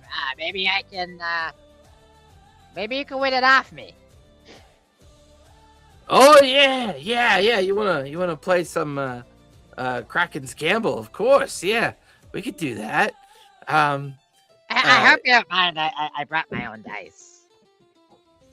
Rig and Rattle exchange looks and then look at you and go, "No, man, that's all right." You I brought mean, your they own look like dice." they're just like look like normal. They're like made out of wood. Looks like wood dice. Yeah, okay. So we're gambling for something that'll make us go invisible, then, yeah? Well, I mean, yeah, but that's quite expensive for me to make, so I'm gonna need something a little like, if I win, What's your wager? Well, what do you need? What do you want? What do you like? Well, normally I'd go for the shiny gold, silver, all that kind of stuff, but I think what I'm more interested in is maybe a little bit of gold, but I kind of want to know, who owns this place? What's the dealing? Why is there all these weird rules that nobody seems to, know where they come from kind of a deal? There seems to be something shady going on. So you're looking at information in exchange. Yeah. Ah. I can always make more cloaking devices, but getting information, that's a little trickier. Yeah, Rig and Rattle kind of stare at each other and then stare back at you and they go, all right, we could do that. The three of you head on over to the wall and you start rolling dice. Go ahead and roll 3d6 with that for me, if you would, please. So, I have Tinker, the magic item, Charlatan's Dice, which means they get to go at any number I want them to.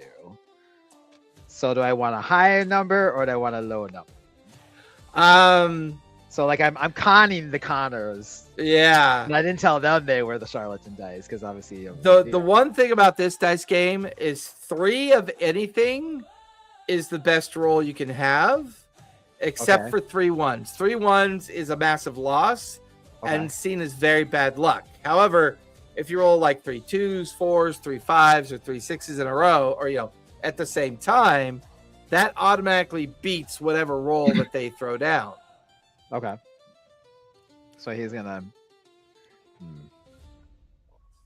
You watch as they take out their toothy dice in the roll. Yeah, 12. Your turn. I'm gonna roll a 4, a 6, and a 2. Oh, push. Okay, gotta roll again.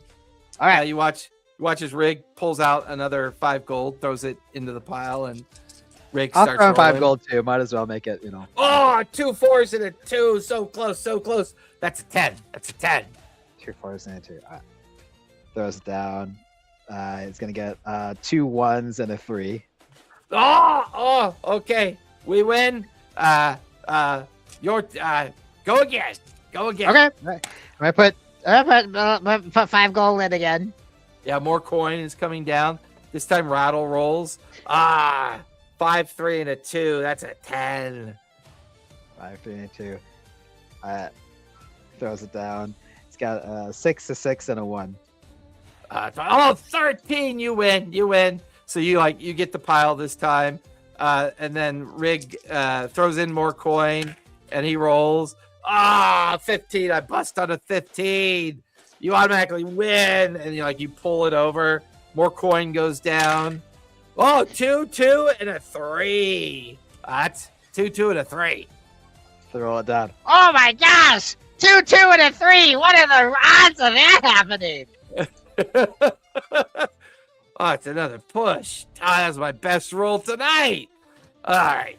Double down. Double down. Hey. They start. You guys are doing great. And I'm like patting him on the back, and I'm putting these like little they're like little pins that on their necks. Or like it's like a bobby, not a bobby pin. What do you call those? Like a pin, like a old grandmas wear them. A needle, like a knitting needle, safety pin. No, like Safety pin.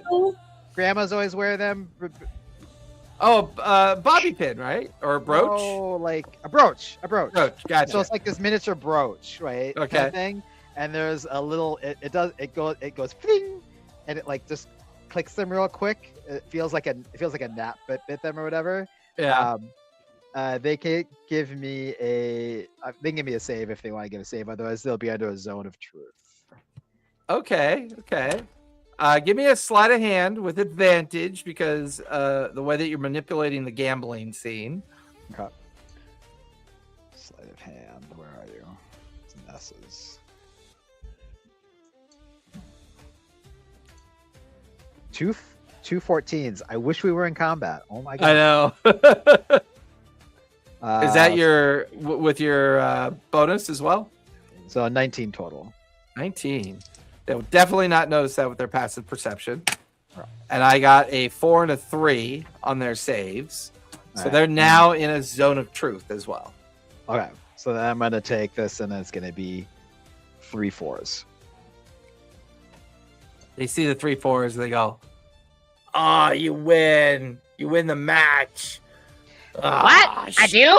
Oh, Yeah. I thought you got higher. Oh, that's so bad stuff. Nah, when you roll 3 of the same in Krakens, it's a win. Oh, well, you guys have been such good sports here. And I'll hand them 2 like discs that'll have a cloaking device on it. I'm like I said, I can make more of these, and I won 15 gold coins. So it's a fair trade. Hey, you guys are such good sports, and Rig and Rattle look at each other and look at you. Then they take them. They go, yeah, thanks. I don't know why I want to say this, but you're a kindly goblin. I don't know why I'm supposed to say that, but I'm supposed to. I think. Yeah, I'll give you your buddy for tonight. Your nightly gambling. Yeah. Buddy. Yeah. I like that. Yeah, Buddies. Yeah. So, buddy, talk Yeah. to me. Let's go talk. Let's hear you, brother. Let's talk about that. Okay. And he throws his arm around his brother, and the two of them follow you. Where are you taking them? I kind of want to take him to somewhere where it's not quite as busy. It doesn't have to be Ooh. It doesn't have to be What's going on, Slick? Slick's been very lonely this entire trip. Okay. That's fair. It doesn't have to be in a shadowy, alleyway, but just kind of off to the side where there's not a lot of people, not as many people. Yeah, I'd say the 3 of you find a quiet section of the tavern where, now that they don't have the kitchen anymore, there's not really a place to put a lot of the stored stuff that they would use in the kitchen. So there's a section of the tavern that has all these stacks of crates and boxes that creates a nice little kind of quiet cubby that the 3 of you could go have a conversation in. Cool. And then I'll just start asking questions about who, what's the power structure here, and how is everybody all these Yeah, so shadowy this- people, right? So it's kind of an open secret. We know vampires run this place, but so Garrick, the Minotaur, is a vampire. Those two over there talking to your friends, Pavel, Dimitri, vampires. I'm pretty sure that weird elf with the green skin and the creepy vibe. You can tell that they're talking about Mordain. I'm pretty sure he's a vampire too. I mean, Cinder's like, or they point at the wizard. She's super pretty, so they probably won't make her a vampire. They all the boys are pretty, but Just a familiar. Oh, yeah, okay. This. So the old salts live up in the spire, right? Now, the old salts maintain the control over everything by gifting their friends in the Horizons estate property and wealth. The rest of us down here in the dry harbor and in the dry dock, we scrabble for a living. Now, old Thaddeus, Captain Thaddeus, he used to fly his own colors. He used to run his own thing. I believe he was first mate to a captain that went by the name of Captain Permian, I believe. But the funny thing is, his captain mysteriously disappeared. No one knows what happened to his captain. So he gained the seat of the High Council. So he's now technically Captain Thaddeus in charge of the Council of Five and the Old Salt Spire, where they all reside. Rumor has it, and then Rig kind of takes over. Yeah, rumor has it that their main thing is they have people that tell them information, and then they use that information to steal shit, kidnap people, extort from people. See, that's the funny thing about vamps, right, Rig? Yeah, Rattle. The funny things about vamps are they don't really need much of anything because they live forever. Right. However, they do really well because, they got to be able to pay people off. They got to be able to maintain their power and their control. And see, that's the thing. What me and Rig and Rat, what we figured out is that somewhere underneath the Old Salt Spire, we think there's a treasure hoard, like a big treasure hoard. Whatever they've been stealing, extorting from people, we think it's hidden underneath that Old Salt Spire. Because here's the weird thing.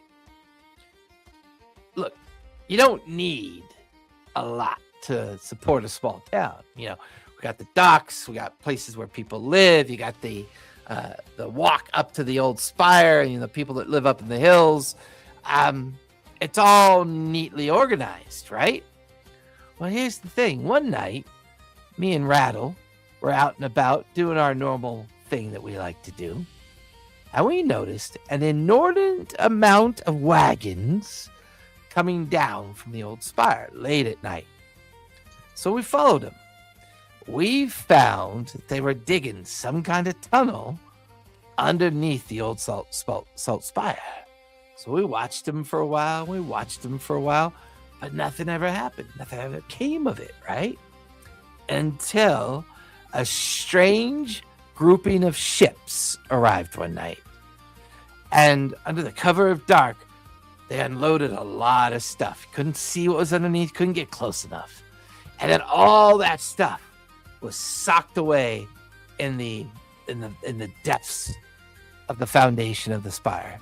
Now, old Rig here, he thinks that was all wealth, treasure, everything that they've been collecting during the last 100 years that they've been running this place. And you may make no doubt about it. Old Thaddeus runs that council, and he runs this place. What if I could get my crew to go and sneak in? We're really good at liberating people from their riches.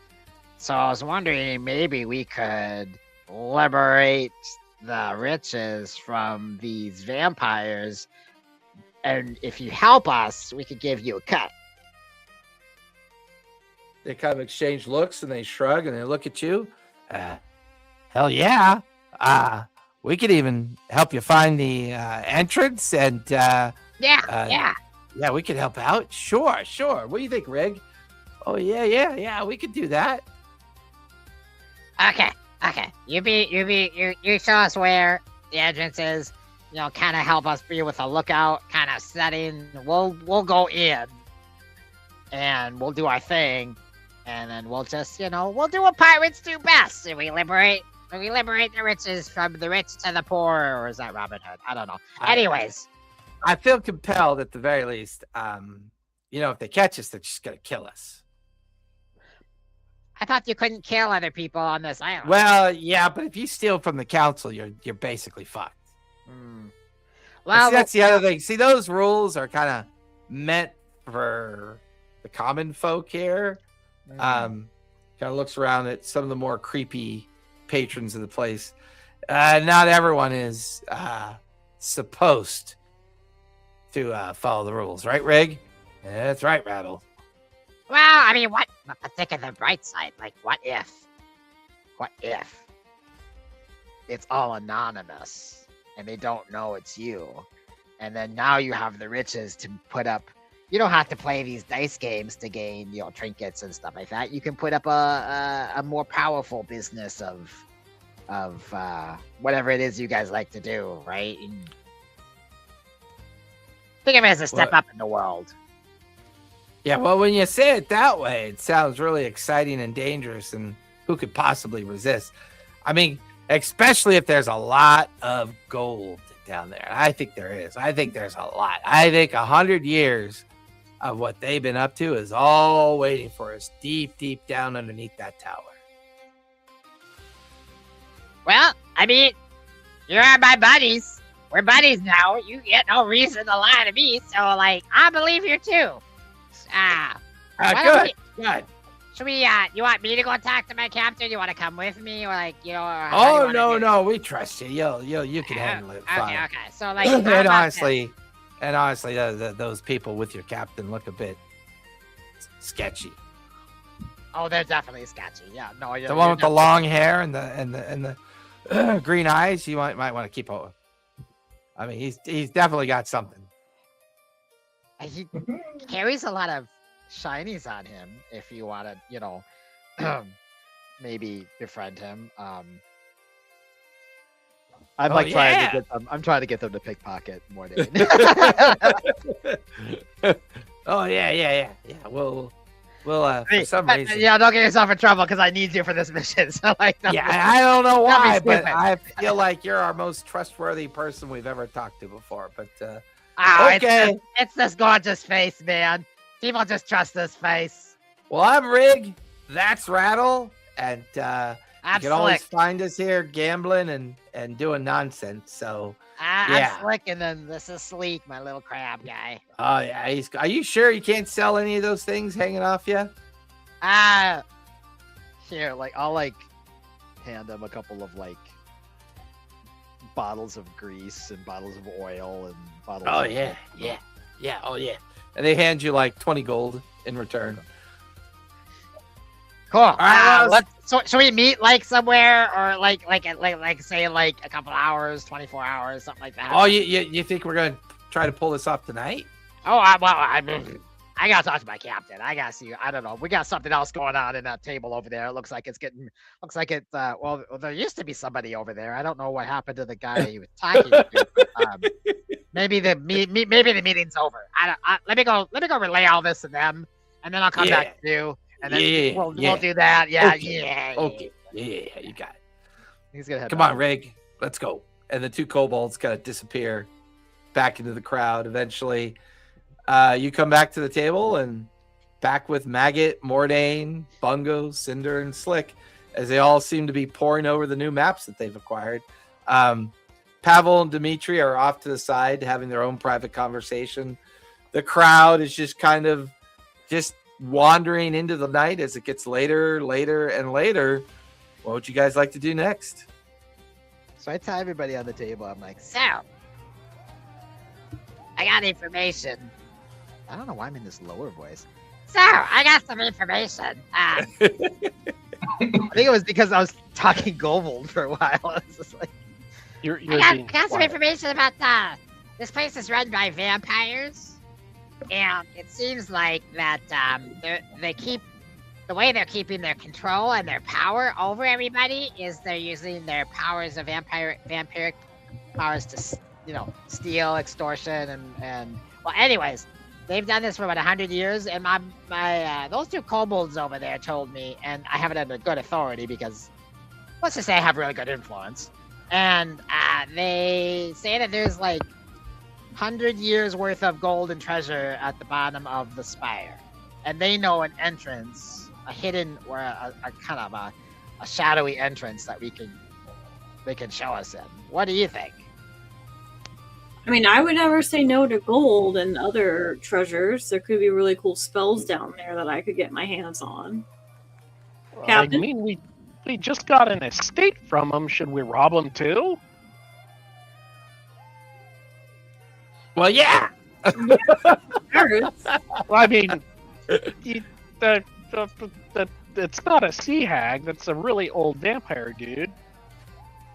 It's, Yeah, I'm sure but there's like traps they've and been shit. collecting for 100 you know, we years. could always just look to see if there's anything worthwhile, and then we don't have to steal it. I mean, I said we were going to liberate the gold from them, right? Like, free the gold. How would Cinder Bungo and I be reacting to this? 'Cause I don't know if there's an interaction with the familiarity aspect. What do you mean? So like the Captain Thaddeus with how Yeah. Pavel, with how I've now become. Yeah, with the Oh, familiar because you're kick in for planning the familiars now? sabotage. Yeah. Like, how would I feel about like? Would that be any? As he's saying, is there any turning on our inclination master. for it, or yeah, but does he have that? Like, is I've it always you're the liked familiars of like familiar. you're not like you didn't pledge yourself to him? Yeah. I mean, keep in Well, mind, I'm I Pavel did. right now.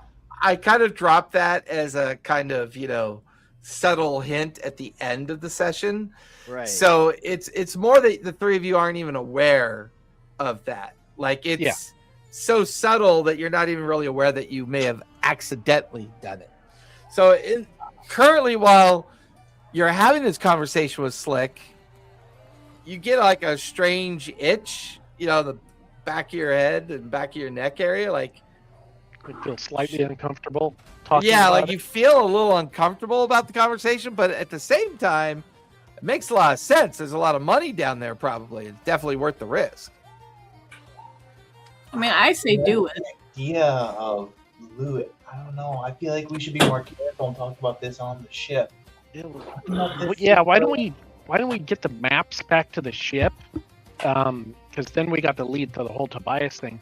But we can finish the enchantment on the bell. So if we need the crew while we're down there, we can bring them with us. You know what I mean? Like an insurance policy. Sure, Does that sound good? sounds good to me. Yeah. I mean, do we have a time frame if we really want to do this? Because I got to go back and tell the kobolds when to meet us. Like Yeah. 24 hours? Give us let us sleep on it? 12 hours? 12 hours? What Yeah. are we doing? Stealing from the vampire that may have made Yeah, us. stealing from the vampire lord. Yeah. Okay, I'll go back to tell the kobolds we meet us here in 12 hours and then we'll go. They Okay. can show us where it's at in 12 hours. Yep. Yeah, Yep. and I'm thinking we should probably do it during the day. Sure. Yeah. Yeah, that's a good idea. Didn't we? No, it was nighttime when we arrived and you talked to him. Okay. Don't vampires need people? What? Servants. They got three of us. Need We got people three to of them. feed on and stuff. Oh. Hmm? Mm. I don't know what kind of vampires these are. I didn't ask. That could be psychic vampires shit. for all I know. I didn't even know we I met. didn't think about that. There's probably a Mordane. there's probably a freaking ranch of human feeders down in the basement. Hey, Mordane. We're just gonna go find people. Mordane. Maggot. Mordane. Maggot. Maggot. Don't these things eat? Like, they have to have people around, right? That they have to have vampires. I like how Maggot's asking the only other creepy person in the group. Because he's a fucking creepo. He probably sleeps with vampires, man. I That like last that body you was with her. admire He was telling me my she was a knowledge. freak too. There will have to be people around in order for them to partake. And so are we like afraid that they're gonna like capture us or something if we go up there to talk to them or something, or what? Or are we just leaving? I think we're just leaving. Right? I think we're heading out. Tonight? Yeah. Tonight we're going back to the ship. What are you talking about? But what are we stealing? Why are we doing this? What? We have 12 Yeah, hours. he was logged out for that whole conversation. Did you hear Nature any of calls, what? man. I'm sorry. What? Did you hear any of what Rig and Rack were telling Slick about there being? Did a he huge tell us vampire that he horde? told they'd said that? Yes. Yes. Yes. Then The I'm like, plan why was would we do that? There's a bunch of vampires up there, and we're gonna walk in on them and steal Oh. shit. There's 100 years worth of gathered treasure, and underneath the spire that this place is run by the vampires. Yeah. and there's a secret entrance that Rig and Rack know of. Yeah, bring it back. No, but secret entrance that they And found where they dump it off. And how long have you known these guys? 15 minutes? While you built Because into I the put them bind to under, I put them under a charm zone of truth thing or whatever, and like they so that they were telling. They were Did you ask them compelled who to they tell work the for? truth. That's They were true. compelled to tell the truth. Did you ask them who they work for? No, Maybe they're no. grocery shopping. Oh my god! Imagine like Slick and Maggot having this conversation on the tender back to the Maybe We're ship. talking in goblin this whole time. Yeah. Like maybe we're the groceries and they're the grocery collectors. Have you ever thought of that? Dude, no, I'm just trying to get us paid, okay? Come on, jeez. I mean, I'd I rather mean, attack what a happened ship. to your meeting guy? Like I know that didn't go very well because one minute I looked over there and the next minute he was gone. What happened with that? Oh, I got all the maps we wanted, and I didn't have to owe him nothing. Yeah, but did you give him no quarter? Yeah, I gave him no quarter. Okay. What about you? Well, You listen, can do while you butt were doing buddies. that, I was making sure. I was wondering what was happening. If we're gonna fucking have if we're gonna live here, I want to know what power structure. And I want to know why everybody's got these weird things. Whoever said we're gonna live here? We've got an estate. We're We're having having an about having an I estate. don't gotta. By the way, like have an Cinder estate. and Mordane and Bungo are listening to Slick and Maggot, and it's like listening to like old grandparents speak in a totally like different language, going back and forth, and you're not sure if they're angry at each other or it's just animated conversation. Listen, like listen. goblins do it. Wait, let me Now explain they're it. gonna How go- you're explaining it Now to they're me. gonna go make out. Hey, Maggot, let's live on Vampire Island while we're not on a ship. You have a vampire bat. It's a.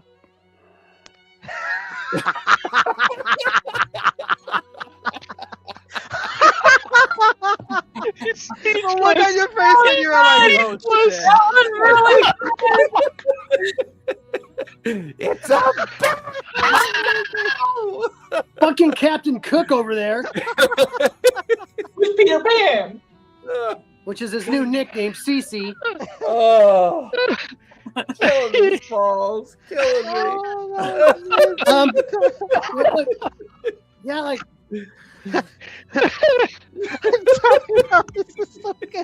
I don't want to ever get on this fucking island again. And I'll tell you another thing. I ain't going over there to try And to why do we steal have from an estate? Why did you guys buy an estate? them. Now, all I can Leave it say to is us. this. Because Okay. he was happy with the offering I made. No, okay? they're speaking in Goblin. You don't know Let's what be they're a saying. goblin. This is what Right. he does. Look. Unless you can secretly speak Goblin and no one knows about it. You can try to sell this shit to me and tell you what you want, but I'm telling you, I ain't living on an island with bloodsuckers all over them. Okay, That's fine. I don't want to We're live here food. either. But I do want to take that freaking treasure. This is what we do. We're not gonna go in there. We got to send one guy in, the captain. Okay, and like we you hear tell him this. like you hear goblin, and we Captain look over. Goblin. Anyway, so what we do, you Not send him sacrificing Bungo. Bungo's my friend. I already told you that. as your emissary, right? And we tell him this. No. We want No, half. we are not doing the diplomatic. We are pirates. We have a way in. Hang on a second. What kind of goblin are you? Just- Turning down treasure.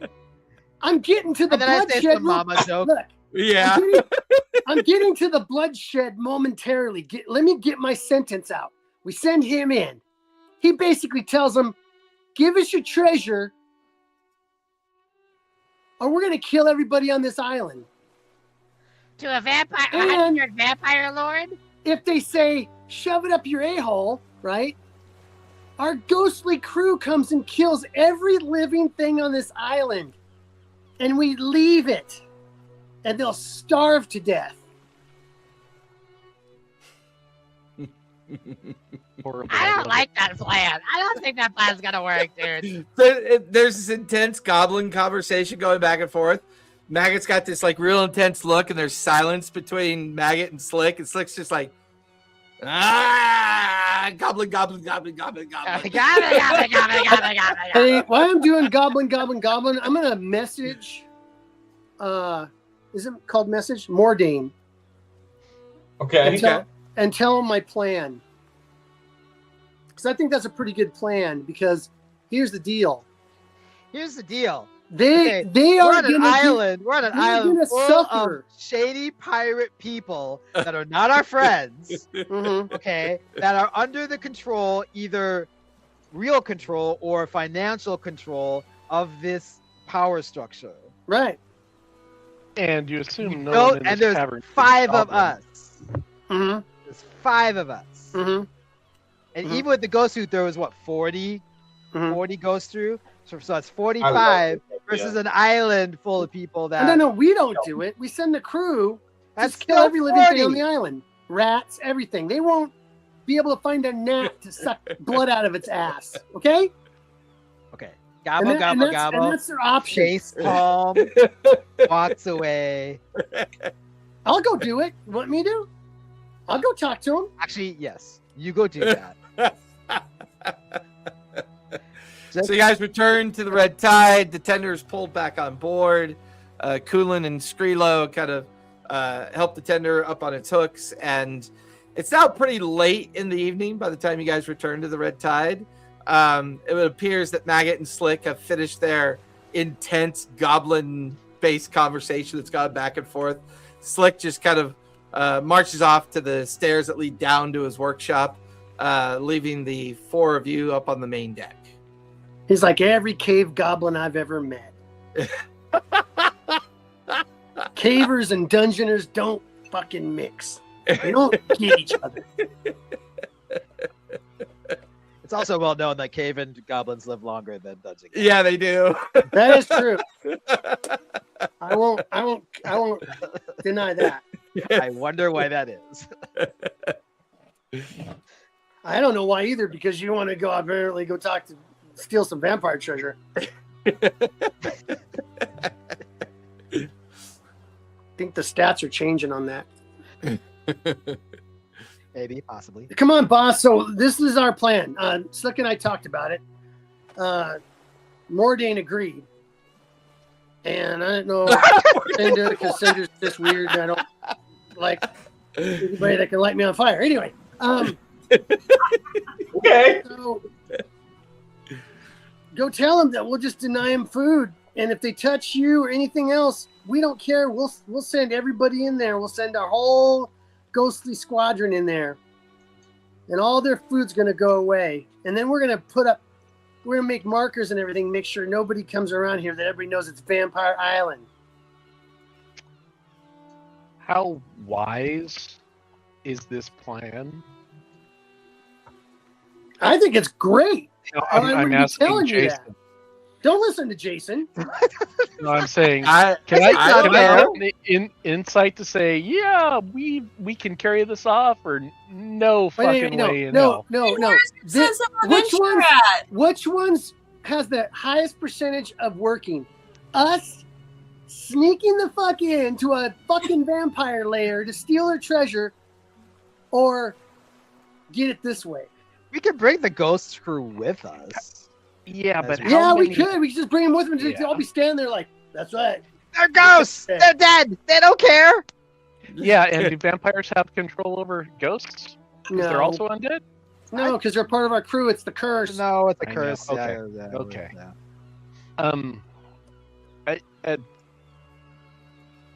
And then I what don't- we do is if somebody wants to stay on the ship or whatever, we can bombard their fucking place into submission. How many people are on this island? Did it look like? I It's gonna be mean, massacre. Timber Brockton not only is it kind of like a very compact, dense, moderately populated town. You have kind of all the common folk down below that come and go all the time. Cattle. That, yeah. They arrive, repair their ships, pick up provisions, and head out pretty quickly. Maybe spend 1 or 2 days here gambling, debauchery, and all the things that come with, that break that they need. Midway up, you get the feeling that the majority of the estate owners are probably either in cahoots with the Council of Salt, or maybe some are even vampires themselves. But it doesn't appear that the town populace itself cares that much, other than this is a place that they could get respite and reprovision and kind of sail in under the law. That really seems to be all they care about. So you don't get the feeling that the town population is really any kind of a problem.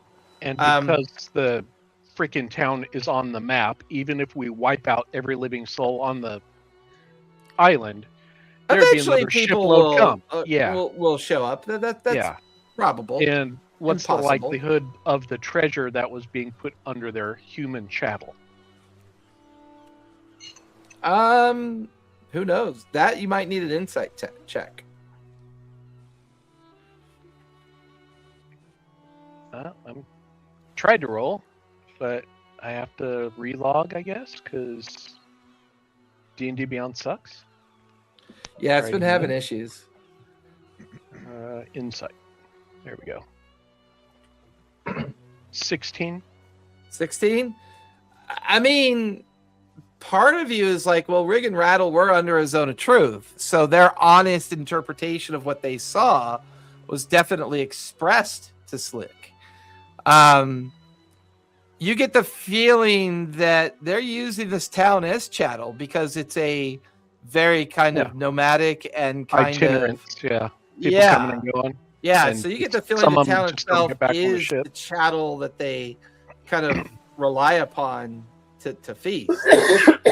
Well, here's the deal, Maggots? Maggot. Unusual as Maggot's plan is, it's not a bad plan. Not a bad Yeah. plan. Maggot, I have an idea for you. What if we also introduce a blockade to prevent people to come in?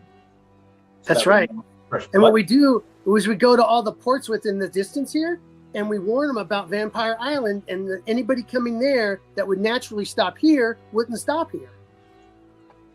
Or maybe, I don't know, Slick could make up like a special sign that, flashes over the island every, few minutes or something that That says- neon neon. sign right.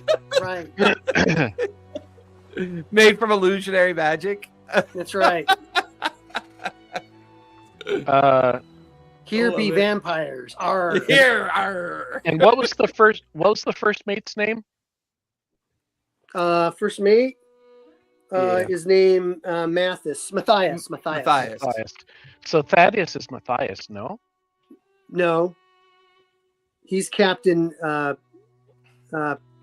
Petimin or whatever his name was. Perun? Well, he said he was Captain Thaddeus. Permian, but he's Permian. actually Permian. Well, do we know that? No. I think No, someone got their shit erased, huh? Okay. Mordane's got like these two little perfect punctured holes in his neck okay, that's that have okay. now That's scabbed over. that was between Mordain. Yeah, that was between Mordain and Pavel. So never mind. Yeah. Okay. Well, we could. I don't know. We don't know these guys. You're saying there's a secret thing. What if they just luring us in? They can't. Why? They wouldn't. They because they couldn't lie to me. Oh, okay. Would Mordain be acting weird?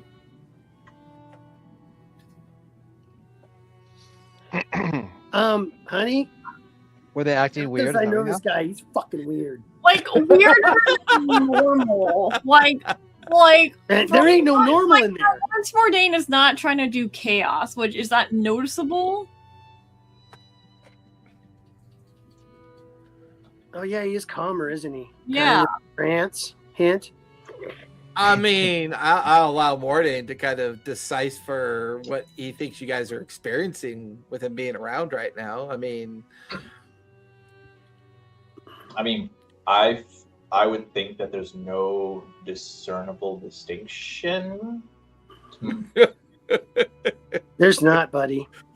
Well, You're no. as fucking nutty as ever. Okay. What I'm saying it's a compliment. off, you said like when we were talking earlier, I felt like an itch, and I wasn't like Yeah. I was opposed. gonna say, Would Oh that yeah, I was be talking red about flags? is this whole talk making us feel uncomfortable? yes, but Okay. in a very subtle way. You're not sure why it's Okay, making you so- feel uncomfortable. But it's Like odd that- especially you, Cinder, because if Slick is right, if Rig and Rattle are claiming that 100 years of pilfering, extortion, robbery, pillaging is sitting under the base of that salty spiral, question.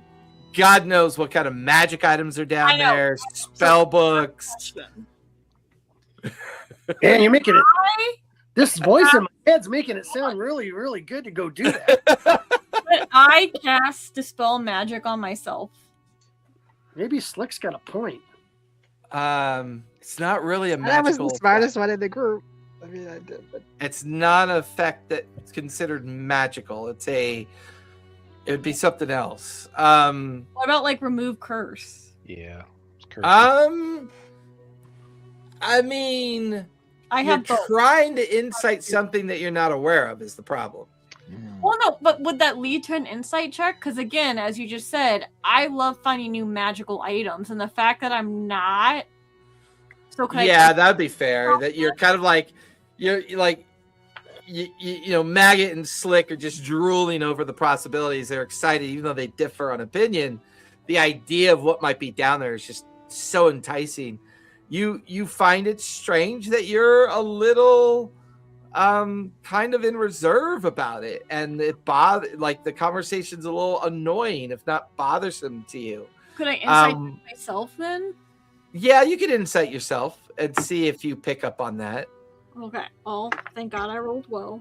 And then there's the whole guidance thing. So I start picking out all the silver pieces out of my money. So we get on your gorget. I'm gonna melt it down and make bullets. What'd you get, Cinder? 25. 25? Mm-hmm. I'd put it as a pretty high DC, so that's high enough. Well, thank you. You get the feeling that the conversation that you, Mordain, and Bungo had with Captain Thaddeus has put you into a kind of subtle charm effect without it being a kind of like traditional charm effect. Almost as if that engagement with Captain Thaddeus is feeling very very front and center when it really shouldn't. Guys, we're charmed. I don't know what you mean. What are you talking about? I ain't charmed. No, you Those bag hookers were disgusting, even by my standards. You are fine, believe it or not. The rest of us, I think, are charmed because there's no way I normally would be weirded out by stealing magical items that could increase my magical repertoire and my passion for destruction. I love that. So here we are.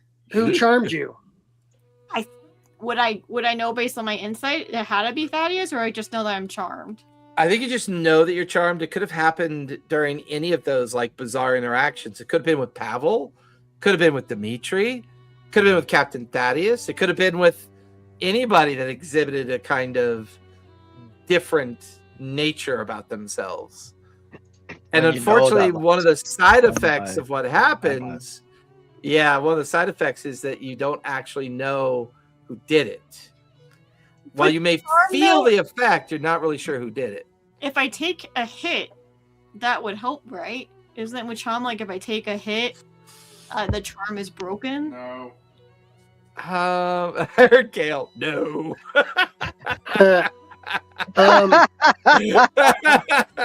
Hey, burned by another DM. Sitting here, get online. We'll say kind of DM. We'll say kind of DM.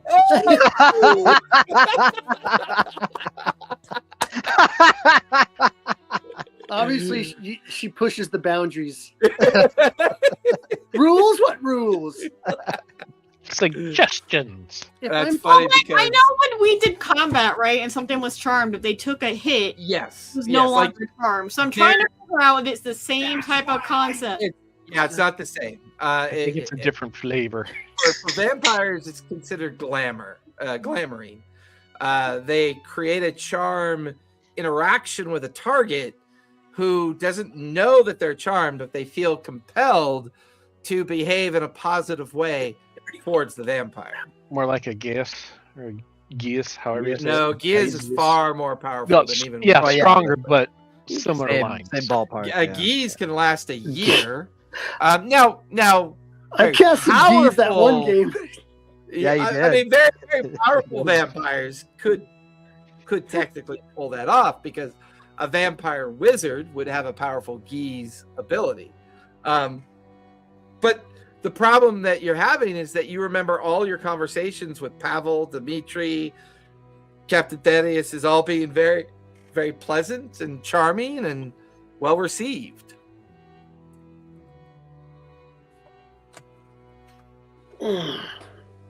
I cool down and I come back upstairs. He's what are y'all talking about? Y'all look like you saw seen a ghost. And we all have ghosts on this ship. Cinder said that she's charmed, but she doesn't know why or by who. And then herself. I let you guys know Bungo and Mordain are also possibly charmed as well. I think the only two people that aren't charmed are you two. Oh, great. Maybe they traitors. Goblin blood. I don't know. So what did you three do that we didn't do? We went to the whorehouse, and what happened to you guys? Maggot, go get Skrilo. So with the fact that I'm Skrilo! Gil, it burns when I pee. Now that I'm back in the ship, would there be any interaction with that? Say that again, Mordain. Would there be any interaction with Gil? Ooh. I mean, sometimes you remember talking to Gil and sometimes you don't. I mean, it's, you're already tapping into the dark chaos realm that's beginning to burble to the surface of the material plane by kind of incorporating your psyche into Gil. Your lack of memory or lack of remembrance of the conversation with Captain Thaddeus is a little suspicious, and because you are very aware of like darker force manipulation, I'm gonna let you make a insight. No, you know what? Give me a charisma check, if you would, please, Mordain. Please follow someone else besides the guy named Gil. Sounds like somebody who does your taxes. I'm never gonna get over that, are you? I'm gonna go see 21. Gil. I got my 1095 with me. Things filled out. Gil's gonna help me get a good return this year. Hey, look. It's almost as if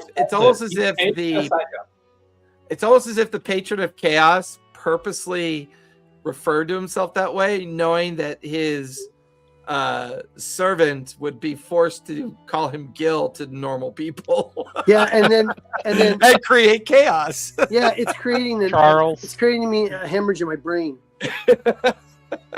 There are those who know me as Tim. Morden, because you have a distinct relationship with your chaos patron, which at some point we will learn its true name. Since you have a distinct relationship with your chaos patron, you are able to remember some of the conversation with Captain Thaddeus, and you are able to confirm to Cinder and Bungo that you think it was Captain Thaddeus that has charmed the three of you. Would there be, with that, it would be anything with Pavel? Yeah, your memory with what happened with Pavel is blank. Okay. Other than the fact that there's these two little scabs on your neck that itch from time to time. Your butt hurts. You're so bad, Ivar. You're such a douche. One of those dates. Drop the soul. Yeah. Poor Mordain.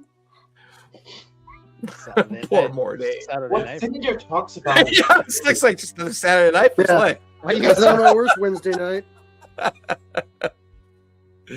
What Cinder talks about is true. Our time with Captain Thaddeus, he did enchant us. I think in the terms Wait, of... oh, we got you guys are a bunch of traitors. Throw them off the ship. I invoke Article 81 of the Pirates Code. No one Of course, under Captain someone- Slick. I don't do what you say. I will throw them off the ship. Start with Bungo. Mordain. He's been the traitor. He's the traitor. Slick, why? He brought him all the But stuff. he loves Hey, whiskey. He'll love it. It'll be like swimming in a bathtub for him. Article 81 says if they're under the influence of any kind of like charm, the next tallest goblin's in charge. So that's you, Slick. Skrilo appears No. on main No deck way. because Skrilo's kind of confused because he can hear Maggot and Slick arguing or yelling at Bungo, Mordain, and Cinder in Goblin. Skrilo speaks Goblin, so he understands what they're saying. Kunlin's just kind of scratching his head, not sure what's happening. Skrilo kind of looks at all of you. What is going on? Who's been charmed? Bungo, Mordain, and Cinder. They're traitors. In Goblin. I say that in Goblin. Yeah. If you said it in English, I just raised my hand. All I know is they spent some time with a vampire and they came back and they just Well, I was had so going to many ask good you things to say about him. how far along we are with the bell, but yeah, I think that the whole vampire charm thing might take precedence. Is there anything you can do? I guess a vampire spell? I don't know. Squealo, are you good at that? I'm not I good. mean, I don't know. What do you do? Don't you like heat up a cross and then like put it on their forehead or skin them alive? Skrilo Yep. kind of looks at you like, where do you come from? I mean, the nonsense that comes out of your mouth. Hey man, that nonsense is goblin culture, asshole. So check it, buddy. I love it. I love Correction.